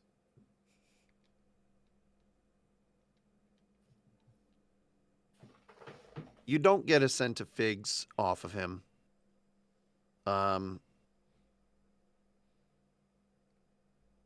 You get a sense of just kind of negative energy coming off of him right now, but it's not. It's a thing that you're generally aware of, that psychokinetic energy is something that people can generate with intensity of emotion and things like that. And so there is some of that kind of tingling tinge to the smell, but it's not any sense of possession or, anything like that. Cool. Yeah. I just want to like silently stare at him until he gets into his car and leaves. Hopefully that's what happens, because I'm just staring. So Not after moving. I've just let Mhm. my hand is by my side. I'm just looking. Mhm. Mhm. And so Matthew says to you, Rev, look, I want you to communicate with me. I don't want you to communicate with the press. I don't want you to post it on Twitter or send out a fucking TikTok, Asterios. Sir, I understand you came down here looking for a fight, and it seems like my friends here are willing to give you one. But we're on the same page. I think we both want this whatever is causing this ghost problem solved, and I think we both want to take a chance at saving the lives of everyone on planet Earth. Maybe we can both just get back to where we're going. We'll send you a folio of what we've got so far, just in case anyone on your side can hook us up with any intel. And I don't know. We'll see you at the victory line. I think that sounds great. Get back to work.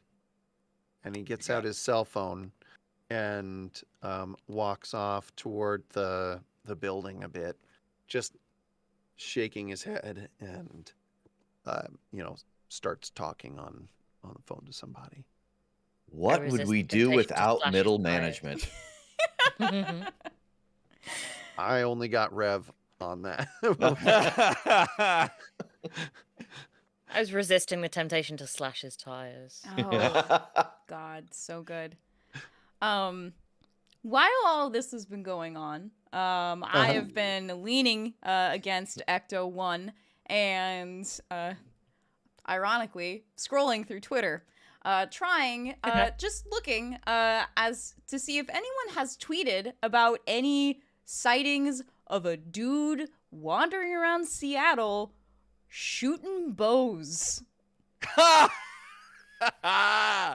a great goddamn idea. Okay. Make a brains check for me. Just a lot of videos of Jake as a vigilante. Yeah, I know, right? So can I do have a talent called gossip. Can I use it Nice. here? Yeah. I think that is appropriate. All right. That seems appropriate. That's like what Twitter is, right? It's Exactly. all gossip. Yeah. In two different Omniverse games, I have managed to have a skill that is basically social media. my ability to tweet.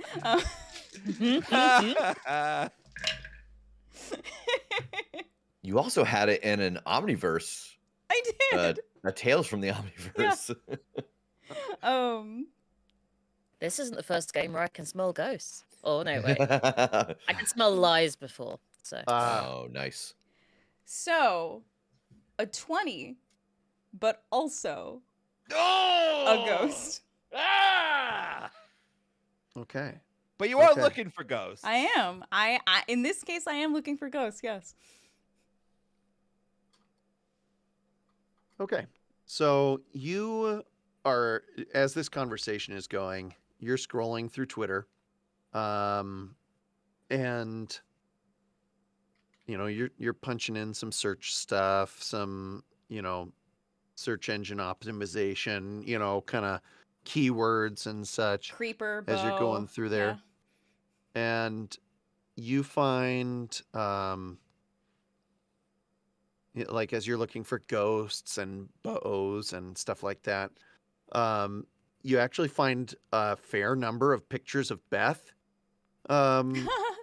with her crossbow and such. And some of it is like how freaking cool is this? And some of it's like, what the hell is a Ghostbuster with a crossbow doing in Seattle? Like, how are they catching deer ghosts or whatever, those kinds of things. It's back and forth and all over the place. I'm But famous. Yeah. she's never tagged in it, but there is hashtag Ghostbusters Mm-hmm. in there. But yeah, so you've got a number of those things, and but you do see a couple of the person that Asterios had a picture of. Nice. That's the And- guy. Yep, sure enough. That's the guy. And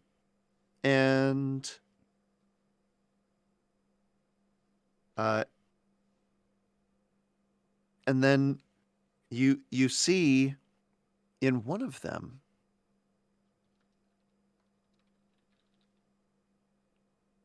you see that somebody has tagged him. Wait, As- with his Twitter As username? what? Yeah, like his Twitter username? Yeah. Oh. Lord of Bow. Ha! Lord of It's O not. 420. That'd be really funny. But no. So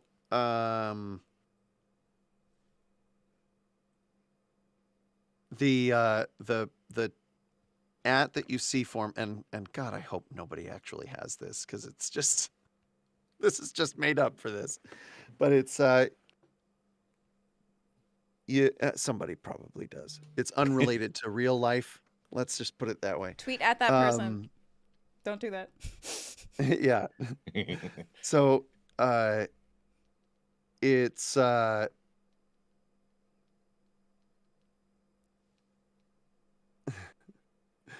so he's at Cupid's bow. And so when you go to it, which I assume you do, Yeah.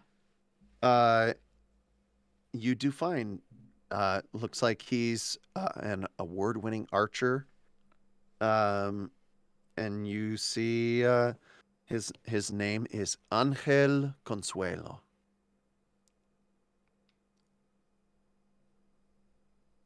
Oh. I think we He know. actually was he just missed out, like he was an alternate for a for like the like world finals and such, as a representative from the United States. And so yeah, he just barely missed out on getting to take part in that. But Okay. he is an excellent archer. Get this. At Cupid's Bow on Twitter, someone who joined 12 years ago and has never logged on again, it seems. They're following 19 people, 0 followers. So they got the name and then, And then just pissed off. dipped immediately. Yeah. They're squatting. That's funny. Yeah, I want to I want to show everyone what I found. Looks like we have the identity of the host that Jari is currently inhabiting. Angel Consuelo, one hell of an archer, it looks like. Like Olympics level good. Oh. Well, this is incredible. Find the host, find the parasite. This is great. Is there a geotag on that, or is there anything in the background of these photos? Maybe we could pull his pull his a personal file off the internet. Those things only cost $5. We can find its address. Yeah. How active is this Twitter account? Does it look at does it like is he currently posting? Was he pretty actively posting until, I don't know, like recently or what? He was pretty actively posting until about 2 years ago. Yeah, okay, cool. Excellent. He's like exploring this pyramid. LOL. See you all soon. Got a new bow. Glitters strangely.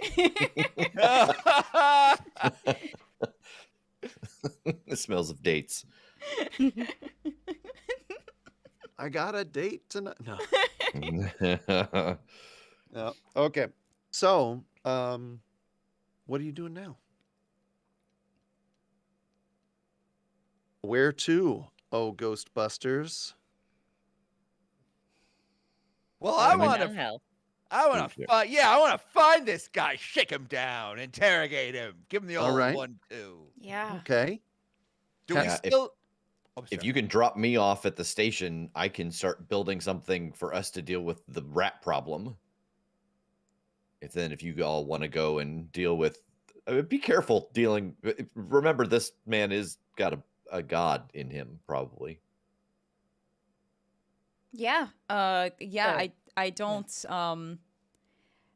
I have no idea how to deal with that, but at least somehow trying to subdue Jari, if not maybe try to get him out of Angel's body. But yeah, cuz I definitely don't want to hurt that guy. I'm scrolling through his feed and it's totally delightful. This he seems like a good dude. He is. Have you ever done an exorcism? Me? No. Yeah.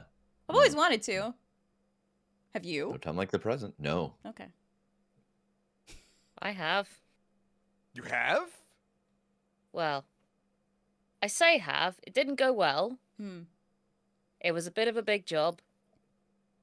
And I had to run away to America. So. Well, I've got books about the subject, so I could just, read in the car and, we'll see what we can get. You screwed up an exorcism so bad you had to leave Europe? Yeah, you better read those books. The ghost infestation was so bad that I had to leave. I wound up here. Wow. Okay. Wow.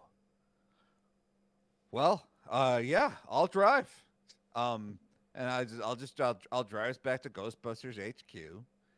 I need to pick up a new proton pistol anyway. Fill out some Gotta forms. talk to Forrest about it. Yeah. I'm gonna have a little nap in the car and try and sleep off a bit of the wine. Yeah. Yeah. Right, because Asterios is driving. Yeah, I'm driving, exactly. I want to point out here that with the moves of one and no talent in driving, Asterios is forever not the greatest driver. Listen, you don't really need a car in New York. I don't. We're in Seattle. And we are. And you could make an argument for that for Seattle as well, but yeah. But you have one.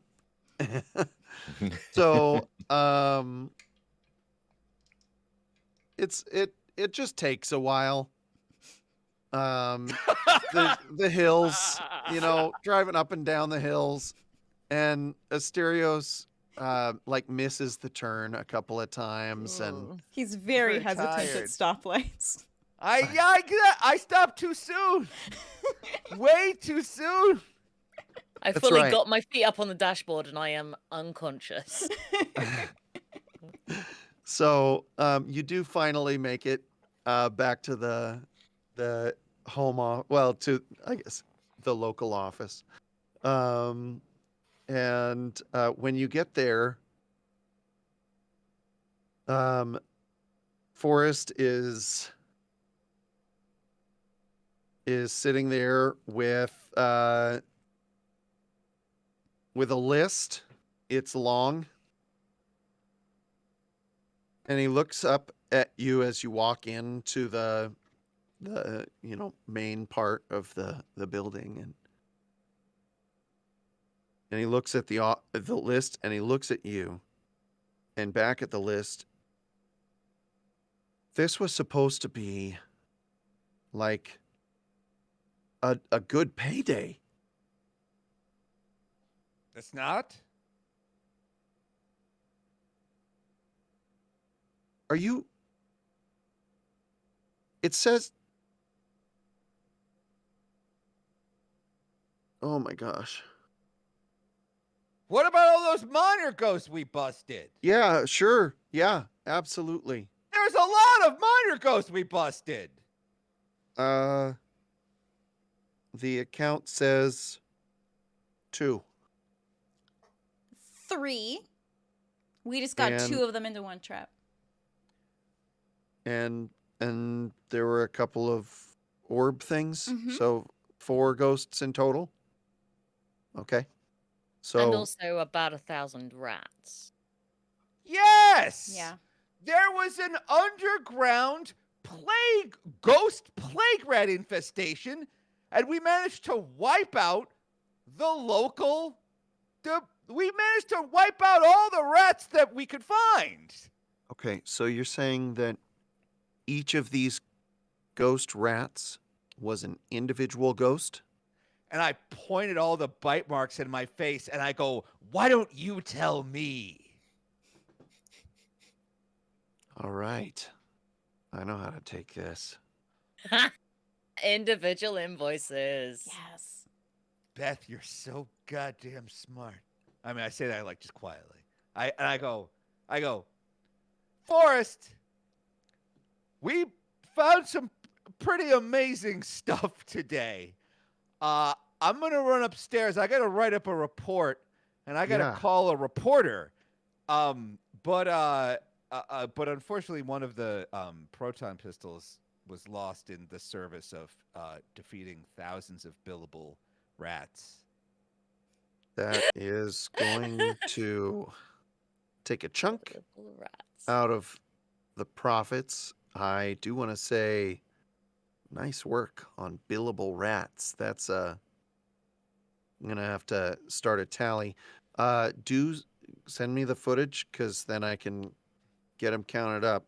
And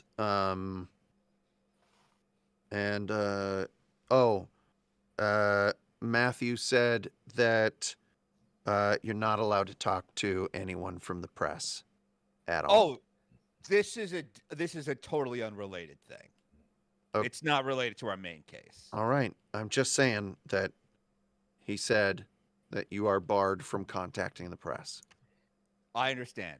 I am So- barred from contacting the press. Yes, I understand. We have got to figure something out with Matthew, because this whole system of checks and balances doesn't work when all of the checks and balances come from one side. I could push him I down a don't- hole.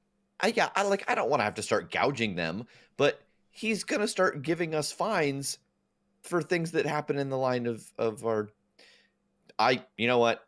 Don't get me started on the problems with the checks and balance system in the ghost busting community. I've got something to build. I get it, Rev. I get it. We have to we live in the world that we're in, you know? But at least we can throw a few extra charges at the city this way, and they can't refute that. So, fines for damaging important historical locations are, I believe, standardized, so I don't think that they're going to be able to just run that up on us. But Well, I've got good news for you. When it comes to billable rats, Beth had an idea. I'm going to try to design something. okay, We're going to have billable rats. awesome. 2 words for you: Rat Hoover. Rat Hoover. Luigi's All right. Mansion. Luigi Mansion. That's such a fun game. Yeah, it's so good. Yeah. So, okay. Yeah. Like a ghost sucker. Mm-hmm, Yes. mm-hmm. Because the trap is nice, but no matter what size ghost we put in it, Yeah. it takes the whole trap. Yeah. And so I'm gonna run some tests to see if we can make smaller traps for smaller entities. Okay. And then, like, I could take one trap and all that same material could make a single trap that has like 8 partitions in it. So and you just got a little, like a swirling trap vortex. yeah, or kinda just like thing? little sections that open instead of one big section, 8 little, like an egg carton. Like each one opens individually and catches something Yeah. smaller. Okay. Like a Okay. bento box. Cool. Exactly. Yes, Bento and box? Bento box full That's- of rats. yeah, and that Okay, will cut okay. down on cost of production of traps as well, because we won't be carrying around these big ass traps to catch a single ghost orb. Yeah, that makes sense. So as you can let's see, see what you can do. as you can see, a lot of stuff got done today. This was a big win for us. Also, we found the identity of the lead necromancer and the god he worships and all. Like, we got a lot of good clues too. Oh yeah, an ancient this Hittite vacuum, god they of can make us pestilence some- and plague. No big. Pestilence and plague. Yeah. I grabbed another one of these scrolls off of his arrows, and I will show the one that I had rescued from the dashboard of the Ecto one. Don't touch on. this though. This is like hella dangerous. Super. Yeah. Hold on. So, you said it's a god? Yes. Oh, Well, worshipped as one. It's worshipped as. Okay. kind of a Yeah. gray area. Okay. Yeah, that's great. Well, that's why we have Ghostbusters. Mhm. Yeah. I'm gonna get rename on us that billable rats Podbusters. thing. Mhm. And see. We're gonna need some more rats. Oh, that reminds me, Asterios, next time you bust into Lou's office when we go back in there to catch the rats, I'd be very careful how you speak to her. She's class 7. I know. I didn't know that till just a little bit ago. I would have warned you beforehand. Lou's a friend of ours. We've had a long day. It's been very good. It's all fine. I'll be more careful. You made friends with a class 7 ghost? Yeah. Yes. Yeah. They're being That's- affected by the plague as well. The ghosts are being affected by the plague? Yeah, that's part of the problem. It might be why there's all these strange mutations and variants, because it's like getting passed back and forth. The ghosts are getting sick and they're losing themselves, and then they're kind of like losing themselves and becoming what we deal with every day, the violent apparitions. Yeah, we discovered a portal that led to a community of a whole group of completely peaceful, rational, friendly ghosts. Very friendly ghosts. They had a good wine cellar. Like And they Casper? remember everything Yeah. from their lives other than the passage of like how much time has passed since they've been in that location. Yeah, they're completely aware that they are dead. It's just like another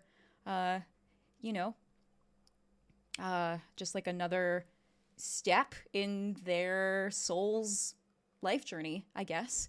But not at all like the aggressive ghosts that that the organization has dealt with. This community was friendly and not a danger to anyone. It seems as though whatever necromantic group, and Jari, this Lord of the Bow, seems to be making spirits like what we encountered sick, which is then turning them aggressive, and then Jari is then using those sick ghosts, which then they lose themselves, and those are the ghosts that we have been fighting at Mopop and in the underground. Mhm. Crazy. Yeah. I wonder why. That's a fantastic question. Yeah. I have. Okay. Well, I'm gonna get to trying to get some money for us so we can deal with these things. See,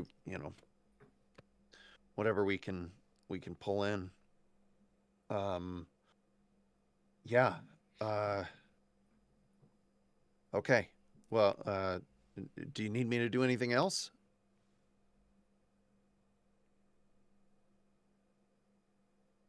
Yeah, get some sleep. Yeah. You look Yeah. tired. I mean, sleep. It's like that's what you do when you're dead, right? Sleep is for the dead. No, I think the phrase is, if you don't sleep, you will die. Oh. Now the phrase is, "I'll sleep when I'm dead." But Yeah. try to And the sleep dead weren't before- sleeping very They much. were No, not. no. And I head upstairs. I don't want to bother Forrest with this. Okay. All right. Got kind of a weird vibe off that. I'm gonna do my paperwork and stuff, and I'll let you know when I'm clocking out. Sounds good, buddy. Thank you. All right. Yeah. And Asterios, Yes. I'm gonna have to like I have to do some kind of deduction from your paycheck for the next one with this. It was for- a. No, please continue. they cost money, man. It was a necessary expense to stop a nest of plague rats. I didn't say it wasn't. Well, then it's a corporate expense if it's a necessary. It was a business. It's not You- like on my personal time I was dicking around with the pistol. This time. Yes, this time. I'm Okay. talking about this time. All right. Okay. All right. It just means that it comes out of the general fund Yes. for the franchise, and that means all of Yes. you have less. I just keep heading upstairs more.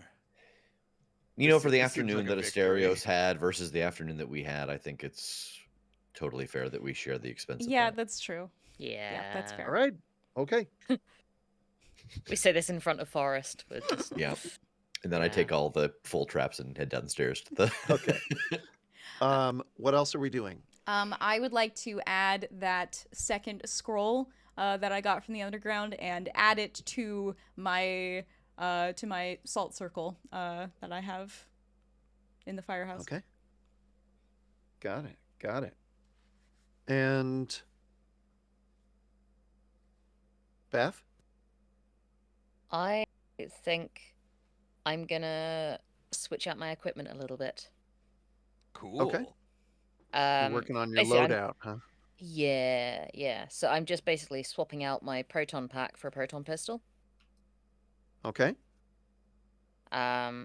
So I can put my crossbow on my back, proton pistol on my belt, and that Okay. should all add up okay. Okay. Got it. Asterios? I head upstairs and I take first I send Forrest the footage. Like, Okay. I assemble like a small packet of information, like the relevant footage, photographs of the clay tool, a photograph of the suspect, the various pages from the PDF version of that book. I put together a little folio essentially of just like all the information we have. I send one to Winston at Ghostbusters HQ, and I write him a little note, and I tell him like, this is really, really, really big, and if you can help us. I write a note that's like, this is really, really, really big. We think that there's another god at play on this plane, and if any of your researchers there can give us any advice on how we can send this god packing, seems like that's something you have experience with. Thanks, Asterios. I send that to him. I send a similar email to that Walter Peck guy, Matthew. Yeah, Matthew, because like if he's the head of a bunch of spooks, maybe he can also track us down some leads and find us some help. I write him like the most pleasant email. It is full of apologies. Like, I am actually sucking up to this guy. I want this guy to be on our side. I think we could use him as an ally. And I also rolled a 37 before. So I feel like that some of that should carry over. And then finally, some of that, remember that your roll, your success is based on a gradient. So remember that it's levels of success. 37 you rolled, the difficulty was not super far from that. The difficulty was 30? Because he still yelled at us a lot. He still seemed super mad. So it seemed... All right, well, anyway, look. Just moving on.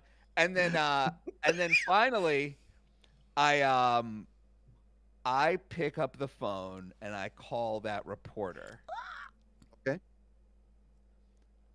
Does she pick up? She does. Okay. I go, hey, it's Asterios with the Ghostbusters. I just want to let you know, I'm not calling. I'm calling as a friend. This isn't like a press thing. So I don't want to talk to like the reporter you right now. Like, I want to talk to like the friend you right now. Is that cool? I am very confused because I had a very different vibe on things. Asterios, like I thought we am not your friend. This is just a professional kind of thing, but go ahead. What do you need?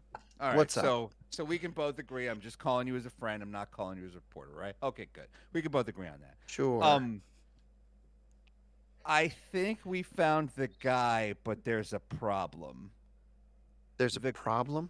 Yeah, the Ghostbusters can't touch him.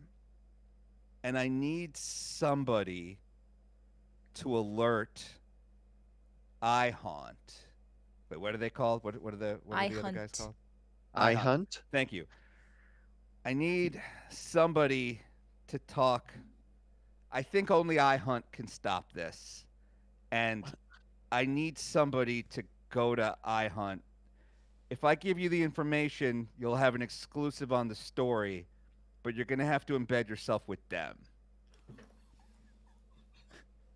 I'm really confused. Why? I know. We're why friends. would? Huh?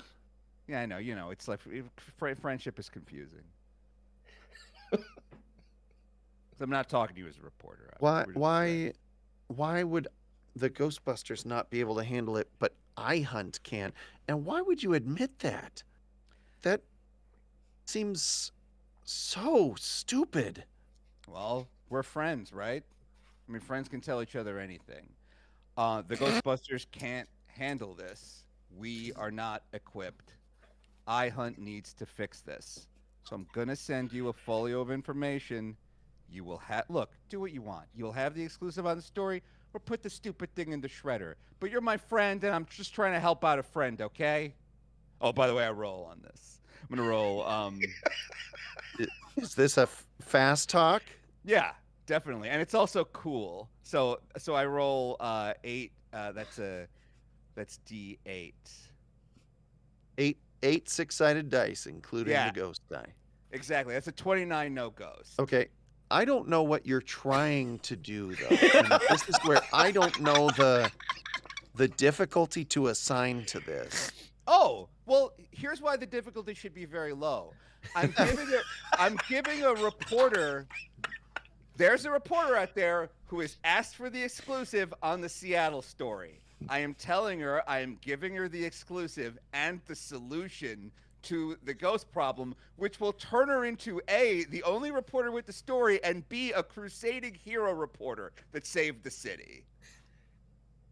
Her She bullshit should. meter is going off the charts It right shouldn't. now. Her bullshit meter should not be going off the charts. This is exactly why she gave me her number. We said we would be in communication. Like, this is.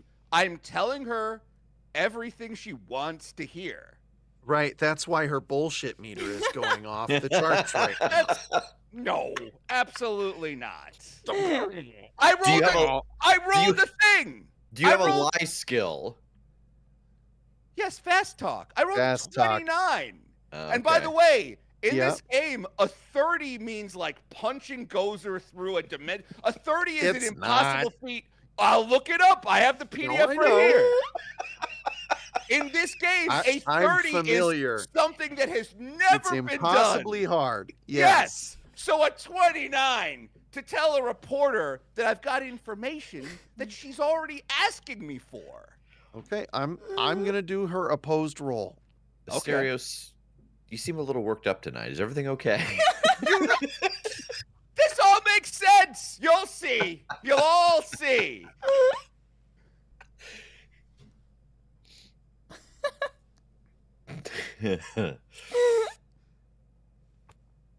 Oh.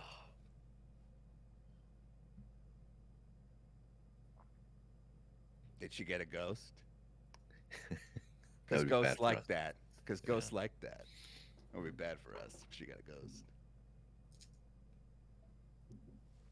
Right, so you have a scoop for me, and you want to give me this information, and you want me or somebody to hire an eye hunter. You know what? Fuck it. If you don't want this, I'll find a reporter that does, and I hang up on her. Which should drive her, by the way, that will drive her crazy, and she should be texting me. I'm going to ignore it for a while. Like,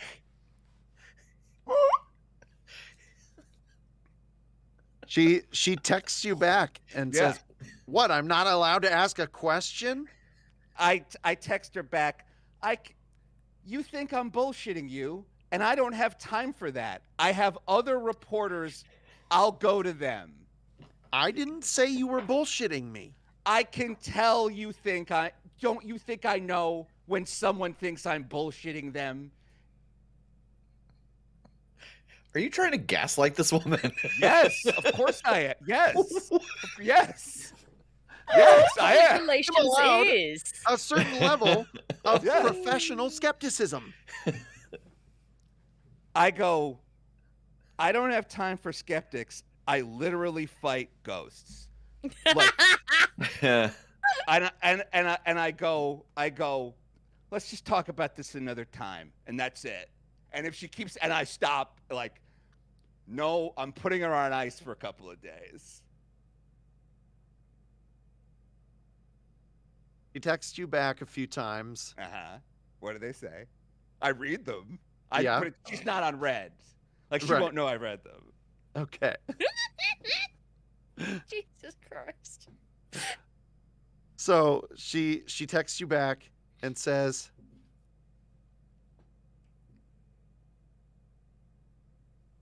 "Just send me what you got." All right. I don't. And then when there's no reply, Yeah. she says, "Are you giving me the scoop or what?" With lots of capital letters and exclamation points. This is gonna work so well. And then she says, "Well, fuck you then." And that's it. That's right. Yes, that's right. Yeah. Excellent. Now she's thinking emotionally. This is all working perfectly. And then I just head back downstairs. All right. So, Do you guys want to know what I'm trying to do? Yes. Or Yes. okay, because in Desperately. my mind it's obvious. But here's the thing: if I tell you what I'm trying to do, then Forrest is gonna throw a twist in it. Because like, if I'm what gonna twist it anyway. but I feel like I could roll well enough so that it would be untwistable. Like, all right, look. What I'm trying to do, and I'm just not gonna do it if I'm gonna tell you because it'll spoil it for the No, audience. But what I No, was you're allowed to do your thing. That's why I'm never gonna take it away from you. I'm gonna keep it interesting. Yeah. What's interesting? Okay, well, I want to frame this Walter Peck guy. I had a So- feeling that was right, where you were exactly. going. Yeah, that's why I figured you all knew. Like, I'm gonna frame this Walter Peck guy, and I'm gonna send iHunt after him, so that in one fell swoop I can discredit iHunt, this reporter, and Walter Peck. I feel Oh, like that's boy. entirely possible within the fiction Oh, we've set man. up. Because these are our three enemies at this point. Like, there's a nosy reporter, there's like the Uber of ghost busting, and there's this asshole guy. Like, I figure I could get them all. Like bull in a It's straight. life. What? I'm You sorry. want to ruin a guy's life over him being rude and having a Mercedes? Oh yeah, this guy sucks. Well, this guy sucks. I mean, yeah, he he was does super suck. rude to Yeah. me. Yeah, he does suck. The But reporter would didn't you seem get that away bad with though. it? No, the reporter, she was holding me over a barrel. She was like, "Oh, I want to go downstairs." I'm like, "I'm trying to save your life," and then, "Oh no, she's awful." I thought too. that was They're more all like a tension thing, but they've all got to go. But now that I've said it out loud, maybe I'll do something else. It seems a little bit petty, but you know. It's incredibly petty, but that's what my character would do.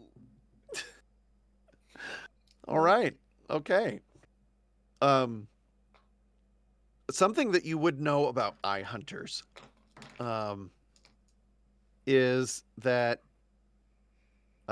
they are not all of the same level of ability or knowledge or skill.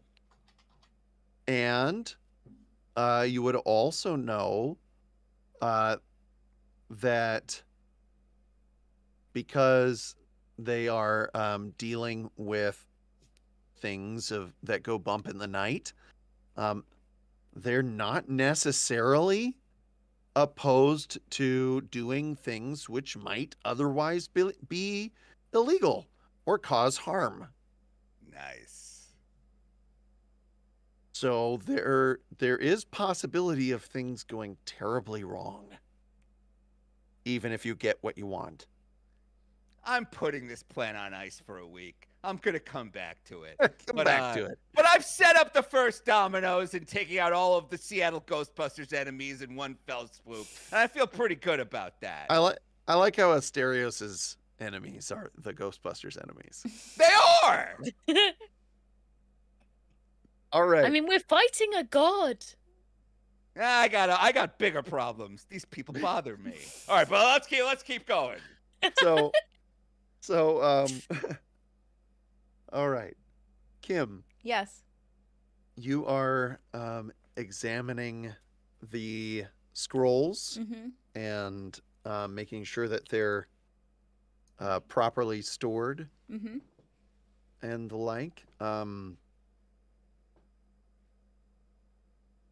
How are you studying them? I would just like to, now that I have two of these scrolls, I would like to, I mean, my knowledge of this ancient language is not, I'm not fluent or anything, but I've been trying to learn, and I've got some books from Chuck about the subject, and so I'm trying to decipher these two scrolls to see if they are the same, or if these spells are different in any way, and yeah, just trying to inspect those two pieces of ancient writing. Okay.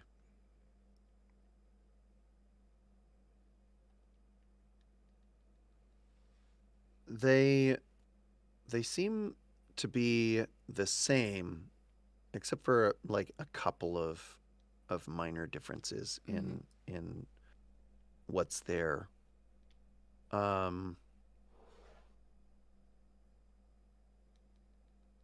And go ahead and make a brains check with Sure. occult.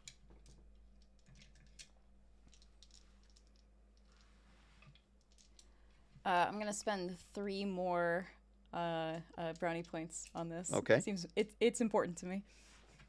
All right.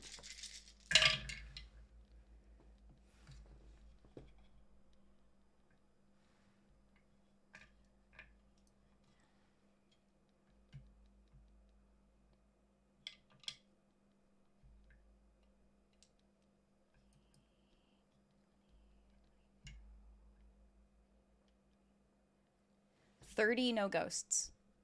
Okay.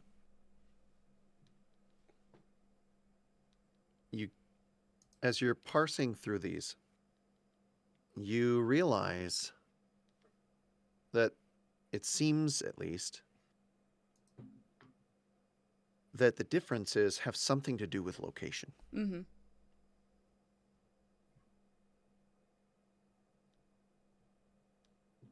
And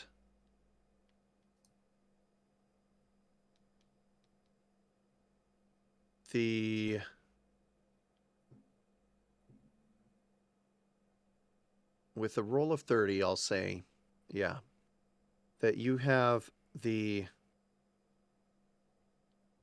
thought that perhaps there might be some connection to ley lines as far as their placement. That's something in the spell, the way it's worded or inscribed, has something to do with drawing on these fonts of power. Nice. Cool. I want to round up everyone else. So what I can decipher from these scrolls, it seems as though the magic that the Lord of the Bow is using is drawing upon ley lines, sort of magical veins that crisscross the entire globe. I don't know why I'm explaining ley lines to you. You all probably know about ley lines, but fascinating. I'm sure probably if I don't have it on hand, then probably Chuck at Crystal and Sage could probably hook me up with some sort of a map that could show the ley lines that go through Seattle. It might help us narrow down locations as to where our Lord of the Bow might be operating from. Yeah, if you could use the first 2 points of supernatural activity, sort of like you'd find a constellation by knowing where 2 of the stars are. Yeah. That could help us find the next target. That's great. Yeah. Cool. Well, I think I know my next step. What about everyone else? I'm going to try and I think making the ghost vacuum is probably too big of a weird science thing because it's a lot of little parts. So I think what I want to try to make is basically a ghost trap with partitions in it, so that it can hold multiple smaller things. Sure. And I will spend my 2.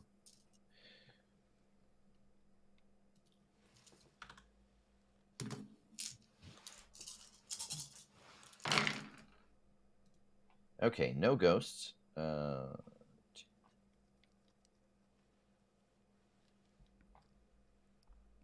29. That's not even Okay. 50%. I'm gonna have you mark down that on your stuff to track, and we'll come back to that Okay. particular thing. But you know, you've got your concept for it, so it's kind of trial and error, experimentation, working on the theory behind it, and whatnot. Um, so yeah, you definitely feel like you're making progress on that. Okay. And let's see. So as the evening is winding down, as people are working on their various things, Beth working on, you know, getting yourself kitted out with your different gear. Him working on examining the scrolls and Asterios, you know, chuckling over the occasional texts that are coming from Melody, and doing your researching on how iHunt stuff works, and Rev doing your work.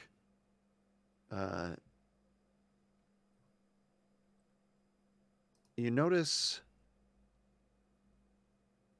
that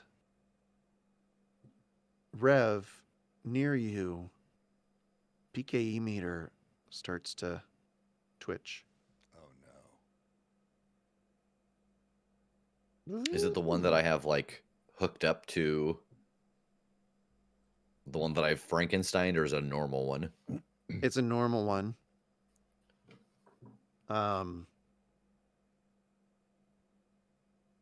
And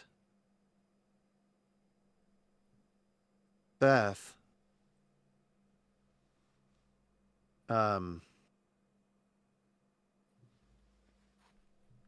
your friend shows up, whom I am needing Vince, the firefighter. Vince. That's exactly Yeah. it. Vince shows up. There before you. You know, he's wearing his firefighting gear, but except for helmet, he's just got like his coat and boots and everything. And he shows up, and he looks like he's nervous, scared, and he says, "Beth, you've got to get out of here. He's coming." And Kim, a breeze blows across the desk area where you're working, scattering the salt. And that's where we'll pick up next time. no! Oh no! Yeah. Oh man. Oh boy. Amazing. Thank you, Forrest, and thank you all of all of chat for hanging out with us. A special thank you to Headley K for the host, Battlebird Productions for the host, Just Some Guy for 100 bits, Penguins for the 100 bits, Tina Belcher, Green Lantern for the follow. Amazing. Would read that comic. Everyone, very quickly, go around and remind chat where they can find you, follow you, see what you're up to. Hey, I'm Asterios Kokkinos. You can find me at The Loudest Podcast, and I think we're doing another 4 weeks of this show, so you can find me right here Monday nights at The Crit Show, and thanks for watching. I'm Beth. You can find me on the podcast We Fix Space Junk. We're about on Twitter, Instagram, Facebook, Tumblr, and probably other forms of social media that I'm not yet aware of. I am Forrest. You can find me as Fearless Leader on Twitter and TikTok, and on Discord with the Crit Show also, where we have lots of fun chatting about the show afterwards. Love to see you there. And all you have to do is sign up for their Patreon. It's not even like very much. One singular dollar. I'm Rev. You can find me at Rev Deshane. I'm the host and GM of The Crit Show. The end. Excellent. Short and sweet. I'm Kim. I am a cast member on The Crit Show and the producer of the Omniverse Chronicles. You can find me on Twitter at Kim_Dalton, or let's be honest, at The Crit Show. That's pretty much where I live. The Crit Show is an actual play podcast that plays Monster of the Week and other Powered by the Apocalypse games. New episodes every Wednesday. We also have a thriving Discord community, which is available at the low price of $1 a month via our Patreon. Link is in the chat. Lore Merchant Josh says it best. Best dollar you'll ever spend to be part of the most aggressively welcoming community on the net. They're not kidding. Other streams that are coming up this week. Wednesday, please join Task for some Dead by Daylight. That's going to be at 7 p.m. Eastern. No Mystery Detectives this week, so Thursday we are dark from the stream because Megan and I are cooking up an extra special Mystery Detective surprise that will be happening next Thursday, but more on that soon. But Saturday, a rare Saturday stream. This Saturday, February 5th at 5 p.m. Eastern, we have a demo of a 3D tabletop system called Tabula Sono that Rev is going to be doing. Can you tell us a little bit about that, Rev? Yeah, so Tabula Sono is a virtual tabletop, and it's like far less resource hungry on your computer. And it is made specifically to be run inside of a browser. And so they're going to walk me through how you would use it in one of your gaming sessions. We're going to start that at 5 o'clock. Nice. Can't wait to check that out. I'm always looking for more resources when I'm trying to run games. And then, of course, next Monday, please join us for episode 5 of the Omniverse Chronicles Ghostbusters International. That's going to be at 8 p.m. Eastern. Speaking of the Patreon, if you want to get in on our t-shirt and swag tiers for this cycle, you have like an hour to do so. If you have not yet upgraded your tier, go ahead and do that. I think that's it for me. Thanks everybody for hanging out, and we will see you next week for episode 5. Have a great night.